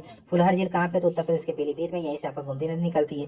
सही सुमेल करना है। लोकटक की बात करें तो मणिपुर में है। निर्वाणा उदय सागर राजस्थान में। चपलाना कहाँ पे, असम में है। लोनार कहाँ पे, महाराष्ट्र में है। नक्की कहाँ पे, राजस्थान में। कोलेरू कहाँ पे, आंध्र प्रदेश में। डल कहाँ पे, कश्मीर में। पुलिकट कहाँ पे तो आंध्र प्रदेश और तमिलनाडु की सीमा पर स्थित है। अगला आपके यहाँ पे देख लेते हैं, कह रहा है हमीरसर झील, कोलेरू झील, सला झील तथा चपनाला झीलों में से असम में स्थित कौन सी तो चपनाला अभी हमने देखा था। रहस्यमय झील कहा जाता है तो रूपकुंड झील को। जम्मू कश्मीर में स्थित झील कौन सी तो अंचार झील श्रीनगर में पाई जाती है। भारत की सबसे बड़ी मीठे पानी झील कौन सी, वुलर झील हो जाएगी। भारत के संदर्भ में डिडवाना, कुचामन, सरगोल और खाटू किनके नाम है तो एक तरीके से जो नमकीन वाली झील होती है, लवर झील जो होती है। सही सुमेल करना है। अष्टमुंडी आपका केरल में है। पुलिकट आपका तमिलनाडु में, उस ऑप्शन के हिसाब से देखिए वैसे आंध्र प्रदेश में भी है। रूपकुंड आपका कहाँ पे, उत्तराखंड में। सूरजकुंड कहाँ पे तो हरियाणा में। ये देखिए कंफ्यूज करता है, रूपकुंड कहाँ पे उत्तराखंड में, सूरजकुंड कहाँ पे हरियाणा में। चलिए आगे चलते हैं। यहाँ पे देखिए नोट में लिखा है और ये खारे पानी की झील है कौन सी तो पुलिकट झील, ये तमिलनाडु आंध्र प्रदेश की सीमा पे है और एक तरीके से ये आपका खारे पानी की झील है। इसको याद रखिए, कोरमंडल तट पर पाई जाती है। कोडाई कनाल एक प्रकार की क्या है तो कृत्रिम झील का उदाहरण तमिलनाडु में। बर्फ से ढकी झील घेपन स्थित है कहाँ पे, हिमाचल प्रदेश में। कयाल क्या है तो केरल में लैगून होते हैं, इनको कयाल के नाम से जाना जाता है। तेल्हाड़ कुंड जलप्रपात अवस्थित है कैमूर में। एशिया की सबसे बड़ी ताजा जल वाली गोखुर झील बिहार में है। कहाँ पे, इसका नाम क्या है तो है वो कनवार या फिर कंवार झील कहते हैं। सही सुमेल करना है। तो साला कहाँ पे, अरुणाचल प्रदेश में। बड़घल कहाँ पे तो हरियाणा में। काली वैली कहाँ पे, तमिलनाडु में। सही सुमेल करना है। हिमाचल प्रदेश की झील की बात करें मणिकर्ण से गर्म झरने, ये मणिकर्ण हो जाता है। उड़ीसा में गर्म झरना आपका तप्ता पानी पाया जाता है। महाराष्ट्र में ब्रजेश्वरी पाया जाता है। ये सब क्या है तो गर्म झरने हैं। सही सुमेलन करना है। तो कुछ जलप्रपात है अवस्थित है। दूध सागर की बात करें तो गोवा में है। बरकाना कहाँ पे, कर्नाटक में। गंगाधार कहाँ पे, उड़ीसा में। पलानी कहाँ पे, हिमाचल प्रदेश में। सही सुमेल फिर से करना। आर्द्रभूमि झील अवस्थित है। रेडुका आर्द्रभूमि कहाँ पे, हिमाचल प्रदेश में। रुद्र सागर झील त्रिपुरा में। आपका सस्ताम कोटा कहाँ झील है तो केरल में है। चलिए आगे देख लेते हैं। अब जलवायु आ गया, आइए थोड़ा सा देख लेते हैं मानसून। तो मानसून शब्द की उत्पत्ति आप सबको पता है, अरबी भाषा की मानसून शब्द से हुई है, जिसका मतलब होता है हवाओं का क्या तो बदलना। आपका एक कथन है, भारत मूलतः एक मानसूनी देश है, कारण कर उच्च हिमालय उसे जलवायु संबंधी विशेषता प्रदान करता है। यहाँ पे देखिए ए और दोनों सही है और स्पष्टीकरण भी कर रहा है। अभी कथन है यहाँ पे, भारत की जलवायु उष्णकटिबंधीय मानसून की तरह है। तर्क दे रहा है आपको यहाँ पे, कारण कह सकते हैं भारत उष्णकटिबंधीय छाछों के बीच अवस्थित है। तो ये तो सही है, परंतु आपका गलत है। देखिए यहाँ पे कह रहा है उष्णकटिबंधीय छाछों के बीच अवस्थित है, बिल्कुल बात यहाँ पे गलत है, क्योंकि अगर देखा जाए तो भारत के बीचों बीच से आपका जो कर्क रेखा ये जाती है और ये आपका 0 डिग्री हो गई और ये आपका 23.5 डिग्री क्या हो गई दक्षिणी। इसके बीच के रीजन को, ये जो रीजन होता है ये उष्णकटिबंधीय क्षेत्र रीजन होता है, क्योंकि भारत का ये पूरा वाला हिस्सा आपका शीतोष्ण कटिबंध में पड़ जाता है, शीतोष्ण कटिबंध में पड़ जाता है। तो ये आपका जो कारण है, इस कारण यहाँ पे क्या हो जाएगा तो गलत हो जाएगा, इसको थोड़ा सा याद रखिएगा। अगला, भारत का वह राज्य जहाँ मानसून का आगमन सबसे पहले होता है तो केरल हो जाएगा, केरल हो जाएगा। भारत में ग्रीष्मकालीन मानसून के प्रवाह का सामान्य दिशा क्या है तो दक्षिण पश्चिम मानसून जाएगा, दक्षिण पश्चिम मानसून से उत्तर पूर्व। कैसे तो इसको थोड़ा सा निकाला आपको बताया था, ये देखी गई ये किधर से आ रही है, दक्षिण पश्चिम से आ रही है, किधर जा रही है तो उत्तर और पूर्व की ओर जा रही है ना, उत्तर और पूर्व की ओर जा रही है। तो इस तरह से आप बता सकते थे। यहाँ पे भारत में मानसून की उत्पत्ति किस पवन के द्वारा होती है तो यहाँ पे फिर से आप लोग दक्षिण पश्चिमी पवन के द्वारा कर लीजिएगा। भारतीय उपमहाद्वीप पर ग्रीष्म ऋतु में उच्च ताप निम्न दाब है। हिंद महासागर में से वायु का जो आकर्षण होता है वो किसके कारण होता है तो यहाँ पे दक्षिण पश्चिम मानसून के कारण होता है। मतलब होने के कारण जो हवाएं प्रभावित होती है वो दक्षिण पश्चिम मानसून के रूप में होती हैं। यहाँ पे इसको देख लीजिएगा थोड़ा सा। चलिए आगे देखते हैं। मुंबई, दिल्ली, लेह, बेंगलुरु में से भारत का सबसे सूखा स्थान कौन सा है? तो लेह है। लेह आपका यहाँ पे हो जाएगा। भारत को उष्णकटिबंधीय और उपोष्णकटिबंध में विभाजन करने के आधार पर भारत के उपोष्णकटिबंध और उष्णकटिबंध और उपोष्णकटिबंध में विभाजन करने के आधार पर या फिर आधार के रूप में मानी गई जनवरी की समताप रेखा कौन सी? 18 डिग्री। अब यहाँ पे सिंपल से बता रहा हूँ, ये जो आपका मानचित्र दे रहा है, कह रहा है ऊपर दिए गए मानचित्र में जो छायांकित क्षेत्र है जुलाई माह के लिए आपका माध्य तापमान परिवर्तित होता है। तो यहाँ से देख सकते हैं इतना। अगला, भारत में सर्वाधिक दैनिक तापमान पाया जाता है तो राजस्थान के मरुस्थलीय क्षेत्र में, क्योंकि दिन का तापमान बहुत ज्यादा होता है, रात का तापमान रेत है तो ठंडी हो जाती है जल्दी से, तो बहुत कम पाया जाता है, इसलिए दैनिक तापमान बहुत कम पाया जाता है। तमिलनाडु में मानसून को समान तो जो महीना है वो नवंबर दिसंबर हो जाता है। भारतीय मानसून मौसमी विस्थापन से इंगित है, जिसका कारण स्थल एवं समुद्र का एक तरीके से विभेदी तापन। मतलब दरअसल होता क्या है कि जब सूर्य उधर जाता है तो जो आपका एक तरीके से जो मैदानी क्षेत्र है, स्थल क्षेत्र जल्दी गर्म हो जाता है तो पवनों की दिशा बदल जाती है। फिर आपका अगर इधर सूर्य आ जाता है तो समुद्र थोड़ा गर्म हो जाता है। तो इस तरीके से ये एक तरीके से देखा जाए स्थल तथा समुद्र का विभेदी तापमान है। सही कथन क्या है? तो दक्षिण भारत से उत्तरी भारत की ओर मानसून की अवधि घटती है, और दूसरा अगर उत्तरी भारत के मैदानी में वार्षिक वृष्टि की मात्रा पूर्व से पश्चिम की ओर घटती है। तो क्या ये समझ में आया आप लोगों को? आइए थोड़ा सा इसको समझा देता हूँ, थोड़ा सा मैप बता दें, फिर इसको समझ में आएगा आप लोगों को। कह रहा दक्षिण भारत से उत्तरी भारत की ओर मानसून की अवधि घटती है। देखिए यहाँ पे क्या होता है, मान लीजिए यहाँ पे 1 जून को आ जाती है, 1 जून को यहाँ पे मानसून जाती है, फिर ये धीरे धीरे आपकी 15 जून 20 जून इस तरीके से पूरा महीना भर लगे उत्तर भारत में आती है। तो यहाँ पे क्या होती है, इधर इतना, फिर ये आपका लौटती आती है। तो यहाँ पे 1 जून को आई, फिर ये लौट के सितंबर में आई, इधर ज्यादा समय बिता रही है ना, कहाँ पे? दक्षिण में। तो इस तरीके से वजह लिखा यहाँ पे दक्षिण भारत से उत्तरी भारत की ओर मानसून की अवधि क्या होती है? घटती है। अवधि घटती भी, वैसे भी यहाँ पे देखा है अवधि और वर्षा का पैटर्न में एक तरीके से होता है।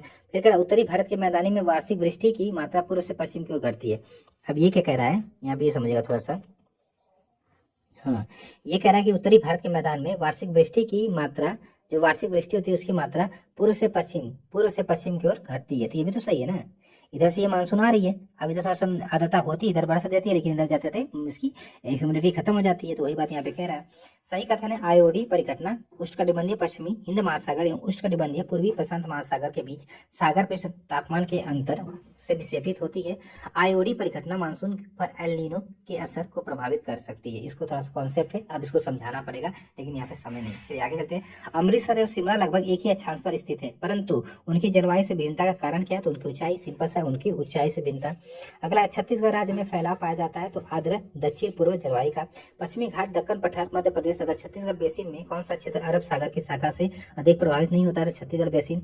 सही कथन है, भारत के उत्तर पश्चिम क्षेत्र में शीतकालीन वर्षा लाने वाली आर्द्र व वायु संगतियों को पछुआ पवनों के भाग के रूप में हम लोग जानते हैं। बिल्कुल सही, वही तो आपका पश्चिमी विक्षोभ होता है। अहमदाबाद, कोची, लुधियाना एवं तेजपुर में से कहाँ पर आर्द्र जलवायु का अनुभव होता है? तो कोची और तेजपुर में।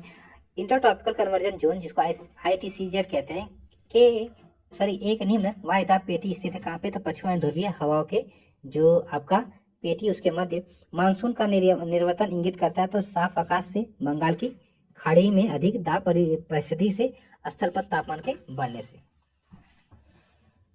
चलिए, राजस्थान में मई जून महीनों में उत्पन्न होने वाली जो धूल भरी आंधियां होती हैं, उनके लिए उत्तरदायी क्या है? कुछ स्थानों पर संवहनीय धाराओं की उत्पत्ति। मध्य प्रदेश की जलवायु है तो मानसूनी जलवायु है। भारतीय कैलेंडर के अनुसार कालक्रम अनुसार ऋतु को बताइए, तो बसंत, फिर ग्रीष्म, फिर वर्षा, फिर शरद, फिर मानसूनी। इसको याद रखिएगा आप लोग।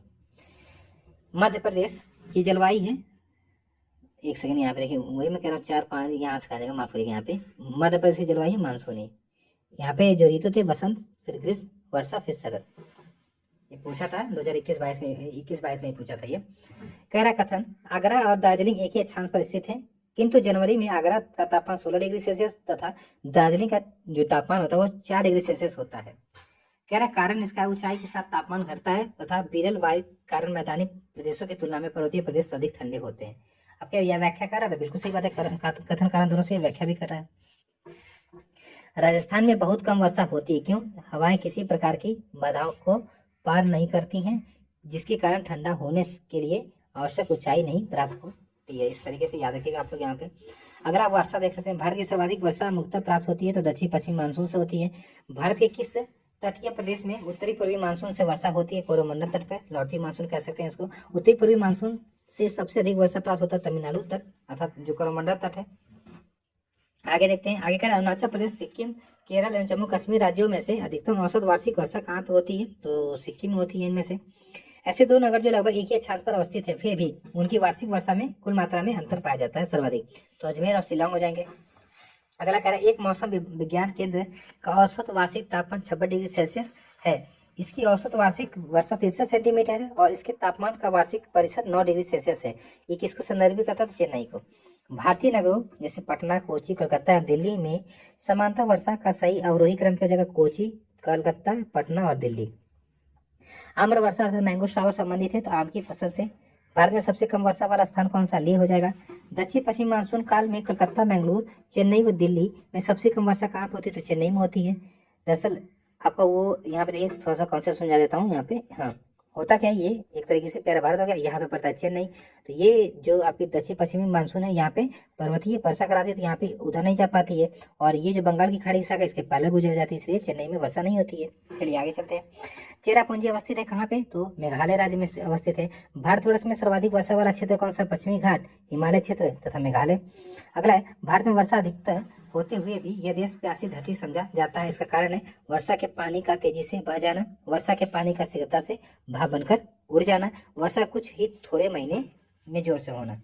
जल प्रबंधन युक्ति जो भारत में लागत का अधिकतम लाभ देने वाली है, तो वर्षा के जल का संचयन। एक भौगोलिक इकाई जो पानी को इकट्ठा करती है, भंडारण करती है, या फिर उसको मतलब भंडारण करती है एवं पानी छोड़ती है, उसे क्या कहते हैं, तो जल विभाजक कहते हैं, वाटर शेड कहते हैं इसको। भारत में औसत 200 मिलीमीटर वर्षा होती है लद्दाख एवं राजस्थान के पश्चिमी भाग में। झारखंड में वर्षा प्राप्त होती है तो दक्षिण पश्चिमी मानसून से।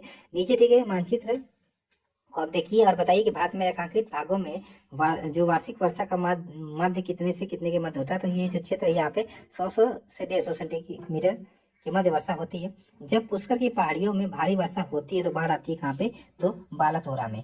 भारतीय मौसम विज्ञान विभाग की परिभाषा के अनुसार वर्षा का दिन वह होता है जब किसी विशेष स्थान पर इस वर्षा की मात्रा होती है तो 24 घंटे में आपका 2.5 मिमी से ऊपर वर्षा। कथन है आपका, गंगा के मैदान में यदि कोई पश्चिम और उत्तर पश्चिम को चले तो मानसूनी वर्षा घटती हुई मिलेगी। कारण कर गंगा के मैदान में कोई ज्यों ऊपर बढ़ता है, मतलब बढ़ता जाएगा, आर्द्रताधारी मानसून पवन और ऊंची जाति मिलेंगी। ये और आर दोनों सही है, और यहाँ पे व्याख्या भी करा तो बिल्कुल सही बात है। यहाँ पे इसको इसी तरह याद कर लीजिएगा। कथन है, दक्षिण पश्चिम मानसून मौसम के दौरान तमिलनाडु तट शुष्क रहता है। तमिलनाडु तट बंगाल की खाड़ी की शाखा के समानांतर स्थित है और दक्षिण पश्चिम मानसून की अरब शाखा में वृष्टि छाया क्षेत्र पड़ता है। अभी मैं समझा चुका हूँ, बिल्कुल सही बात है, यहाँ पे हो जाएगा। क्योंकि अगर आप लोग देखें यहाँ पे, तो ये जो तमिलनाडु का क्षेत्र होगा ये वाला, ये एक तरीके से इस शाखा के पैरेलल पड़ जा रहा है समांतर, और यहाँ पे वृष्टि छाया क्षेत्र पड़ जा रहा है। इस तरीके से आप लोग समझ सकते हैं। यहाँ पे कह रहा है मानचित्र आपको बताना क्या है, तो ये अखिल भारतीय जल विभाजक है, इसको थोड़ा सा याद रखिएगा। चलिए सही सुमेल करना है। जलवायु परिस्थिति उनके कारण की बात करें, यहाँ पे कोलकाता की अपेक्षा चेन्नई में अधिक गर्म, तो अक्षांश के कारण होता है। हिमालय में हिमपात पश्चिम बंगाल से पंजाब की ओर आते आते वर्षा कम हो जाती है, तो समुद्र तल से दूरी होती है। एक सेकंड यहाँ पे क्या कह रहा है, हिमालय में हिमपात तो उत्तर का होता है, बिल्कुल सही बात है। और यहाँ पे कह रहा है पश्चिम बंगाल से पंजाब की ओर आते आते वर्षा कम हो जाती है, तो समुद्र से दूरी के कारण होती है। सतलज गंगा मैदान में शीतकाल में कुछ वर्षा होती है, तो पश्चिमी दाब से होती है, पश्चिम विक्षोभ से होती है। अगला है, भारत के अर्ध शुष्क क्षेत्र में जल ढाल विकास का प्रमाणन चिन्ह है, तो मौसमी नदियों के से जल का तटबंधीकरण करके जलाशयों के तंत्र की स्थापना। भारत में मरुस्तरीय विकास योजना कब क्रियान्वित की जाती है, तो भारत में मरुस्तरीय विकास योजना अब क्रियान्वित है, तो 40 जिलों में अर्थात 7 राज्यों में। कथन आपका, भारत में अंतर्देशीय जल मार्गों का पर्याप्त विकास नहीं हुआ है। कारण कह रहा, भारत में अधिकतर भागों में वर्षा साल के 4 महीने में होती है। तो यहाँ पे देखिए कथन कारण दोनों सही है, और यहाँ पे व्याख्या भी कर रहा है आपका। अगला, भारत के उत्तर पश्चिम मैदान में पश्चिमी विक्षोभ से जाड़े में होने वाली वर्षा की मात्रा कमसम होती है, तो पश्चिम से पूर्व की ओर कमसम होती है। चेरापूंजी स्थित है तो खासी की पहाड़ी पर। शीतकालीन वर्षा देख लेते हैं, तो भारत के उत्तरी मैदानी में शीत ऋतु में वर्षा होती है, पश्चिमी विक्षोभ से होती है। भारत में शरतकालीन वर्षा का क्षेत्र है पंजाब और तमिलनाडु के देखिए दोनों क्षेत्र में हो रही है, पंजाब और तमिलनाडु, मतलब उत्तर भारत के क्षेत्र में भी इधर भी होती है, याद रखिएगा। तमिलनाडु एक ही चीज से नहीं होती, उधर पश्चिम विक्षोभ से होती है, इधर आपका लौटी मानसून से होती है। तमिलनाडु में शरतकालीन वर्षा अधिकांश जिन कारणों से होती है वो उत्तरी पूर्वी मानसून से होती है। अगला आपका कथन कह रहा है कि भारत के उत्तरी मैदान में जाड़ों में कुछ वर्षा होती है। कारण कह रहा है आपका जाड़े में उत्तर पूर्वी मानसून सक्रिय होती है। देखिए यहाँ पे देखा जाए भारत के उत्तरी मैदान में, तो ए तथा आर दोनों सही, परंतु एक तरीके से व्याख्या नहीं कर रहा है, क्योंकि यहाँ पे देखिए जाड़े में उत्तरी पूर्वी मानसून सक्रिय तो होती है। अगला है वह राज्य जिसमें जाड़े विंटर में मौसम में बारिश होती है, तो वह तमिलनाडु हो जाएगा। कथन है प्रति चक्रवाती स्थितियां शीत ऋतु में तब बनती है जब वायुमंडलीय दाब उच्च होता है और वायु दाब निम्न होता है। कारण कर उत्तर भारत में शीतकालीन वर्षा में निम्न तापों वाली प्रति चक्रवाती स्थितियां पैदा होती हैं। तो यहाँ देखिए ये तो सही है, परंतु आर आपका यहाँ पे गलत है। भारत में शीतकाल में वर्षा होती है, तो उत्तर पश्चिम एवं दक्षिण जो पूर्व क्षेत्र वहां पे भारत में उत्तर पश्चिम मैदान में पश्चिमी विक्षोभ में जाड़े से होने वाली वर्षा की मात्रा कम से कम होती है। तो पश्चिम से पूर्व कई बार पूछा ये कौन सा कारण भारत के उत्तर पश्चिम भाग में शीतकाल में होने वाली वर्षा के लिए उत्तरदायी है, तो पश्चिमी विक्षोभ हो जाएगा आपका आंसर। भारत में मालाबार तट, गुजरात तट, कोरोमंडल तट एवं जो कोंकण तट है, इसमें से वह जिसमें उत्तर पूर्वी मानसून से वर्षा होती है, तो कोरोमंडल तट आपका आंसर हो जाएगा। प्राकृतिक आपदाएं देख लेते हैं थोड़ा सा यहाँ पे। चलिए प्राकृतिक आपदाएं देख लेते हैं। वर्ष 2004 में सुनामी द्वारा भारत के तटों में सर्वाधिक दुष्प्रभावित हुआ था, तो कोरोमंडल तट हुआ था। कह रहा हुद चक्रवात से भारत जो तटीय क्षेत्र में सर्वाधिक प्रभावित हुआ था, तो आंध्र प्रदेश हो जाएगा। भारत में सुनामी वार्मिंग सेंटर कहाँ पे, तो हैदराबाद में है। भारतीय मौसम विज्ञान विभाग कहाँ पे, तो नई दिल्ली में है। सही सुमेल करना है तो बाढ़ आपका उत्तर प्रदेश में बिहार में आती है। भूकंप हिमालय के गिरिपद में आते हैं। सूखा मध्य पूर्वी भारत में आते हैं। चक्रवात झारखंड तथा उत्तरी उड़ीसा में आते हैं। हिमालय में भूस्खलन की जो आवृत्ति है वो उसमें वृद्धि हुई है। कारण बता रहा हाल ही में वर्षों में हिमालय में बड़े पैमाने पर खनन का कार्य हुआ है। बिल्कुल सही बात है, ये कथन कारण दोनों से व्याख्या कर रहा है आपको यहाँ पे। बंगाल की खाड़ी में के तटवर्ती क्षेत्रों में चक्रवात अधिक आते हैं। दरअसल बंगाल की खाड़ी में अधिक गर्मी के कारण कह रहा पश्चिमी तट की तुलना में पूर्वी तट चक्रवातों पर अधिक प्रभावित होते हैं। अच्छा, कारण कह रहा आपका भारत का पूर्वी तट उत्तर पूर्वी व्यापारिक हवाओं की मेखला में पड़ता है। तो यहाँ पे देखा जाए, देखिए ये तो और कारण दोनों सही, परंतु व्याख्या नहीं कर रहा है। कह रहा पश्चिमी तट की तुलना में पूर्वी तट चक्रवातों द्वारा अधिक प्रभावित होते हैं। कारण कह रहा भारत का पूर्वी तट उत्तरी पूर्वी व्यापारिक हवाओं से मेखला मरता है। दरअसल होता ना, ये रीजन नहीं देखिए, कारण तो आपका सही है, मतलब किस कारण आती है नहीं बता पा रहा है, कारण तो उसका अलग है। चलिए आगे चलते हैं। अगला प्रश्न आज का है कि महाराष्ट्र के कोयना क्षेत्र के निकट भविष्य में अधिक भूकंप प्रभावित होने की संभावना है। कारण बता रहे कोयनाबाद एक पुराने भ्रंश स्थल पर अवस्थित है जो कोयना जलाशय में जल स्तर के परिवर्तन के साथ अधिक सक्रिय हुए थे। यहाँ पे देखिए कथन कारण दोनों से व्याख्या भी कर आपका। अगला देखें, चलिए अगला आपको यहाँ पे आंध्र प्रदेश, उड़ीसा, बिहार तथा गुजरात राज्यों में से सर्वाधिक प्राकृतिक आपदाएं आती हैं कहाँ पे, तो उड़ीसा में आती है। कहाँ पे, उड़ीसा में आती है। देश के पहले आपदा प्रबंधन जो प्रशिक्षण संस्थान है की स्थापना कहाँ की जा रही है, तो लातूर महाराष्ट्र में। उत्तराखंड, कर्नाटक पठार उच्च कच्छ एवं हिमालय प्रदेश में से वह क्षेत्र जो उच्च तीव्रता के भूकंपीय मेखला में नहीं आता है। कर्नाटक का पठार आपका यहाँ पे हो जाएगा। भारत को जिन भूकंपीय जोखिम अंचलों में विभाजित किया गया है वो है आपके 4 जोन है। कौन से 4 जोन, आप देखिए यहाँ पे देखिए भुज आपका जोन 5 में आता है, हैदराबाद आपका 2 में आता है, श्रीनगर 5 में आता है, चेन्नई आपका 3 में आता है। कारण यहाँ पे कथन कारण है कि पिछले 2 दशकों में उत्तर भारतीय मैदानों में बाढ़ की जो बारंबारता अर्थात फ्रिक्वेंसी है वो बढ़ गई है। कारण बता गाद के नीचे पड़ अर्थात डिपोजिशन ऑफ स्लिट के कारण नदी घाटी हुई गहराई में कमी हो गई है। तो यहाँ पे देखिए कथन कारण दोनों सही है, आपका स्पष्टीकरण भी करा है। भारत का सबसे अधिक बाढ़ग्रस्त राज्य बिहार हो जाएगा। उत्तर प्रदेश में सर्वाधिक बाढ़ प्रभावित क्षेत्र आपका पूर्वी क्षेत्र हो जाएगा। इंटरट्रॉपिकल कन्वर्जन जो जिसको ITCZ कहते हैं, एक निम्न वायु दाब की पेटी है, स्थित कहाँ पे, भूमध्य रेखा पर स्थित होती है। कारण कह रहा है यहाँ पे और कथन है, तो कह रहा कथन कि भारत में सर्वाधिक संघनता वाला भूकंपीय क्षेत्र हिमालय क्षेत्र में स्थित है। हिमालय में कई अनुदैर्घ्य क्षेत्र अवस्थित है। तो कथन कारण दोनों से व्याख्या भी आपका कर रहा है। सही कथन है प्राकृतिक आपदाएं सर्वाधिक क्षति विकासशील देशों में करती हैं। भोपाल गैस त्रासदी मानव निर्मित थी। भारत आपदा युक्त देश है। मैंग्रोव चक्रवातों का प्रभाव कम करते हैं। चलिए सही सुमेल करना है प्राकृतिक आपदाएं में और उनके प्रभावित क्षेत्र। बाढ़ आपका उत्तर प्रदेश में बिहार के मैदान में, भूकंप आपका हिमालय क्षेत्र में, सूखा आपका पश्चिमी एवं मध्य भारत के क्षेत्र में, सुनामी आपका भारत के दक्षिण तटीय क्षेत्र में।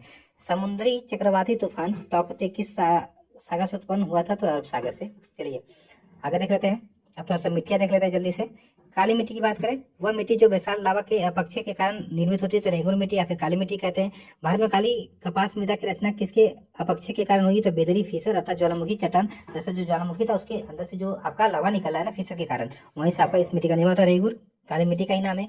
रेंगुर मिट्टी का विस्तार सबसे ज्यादा कहाँ पे, तो महाराष्ट्र में। कथन दक्षिण ट्राइब में रेंगुर मिट्टियां काली होती हैं, उनमें ह्यूमस प्रचुर मात्रा में पाया। देखिए ये तो सही है, परंतु आपका गलत है। ह्यूमस कहाँ पाया जाएगा, सब जल जाएंगे भैया, वो आपका मैग्मा से आ रहा है, एक तरीके से ज्वालामुखी से हो रहा है, तो वहाँ पे ह्यूमस पाया नहीं जाएगा।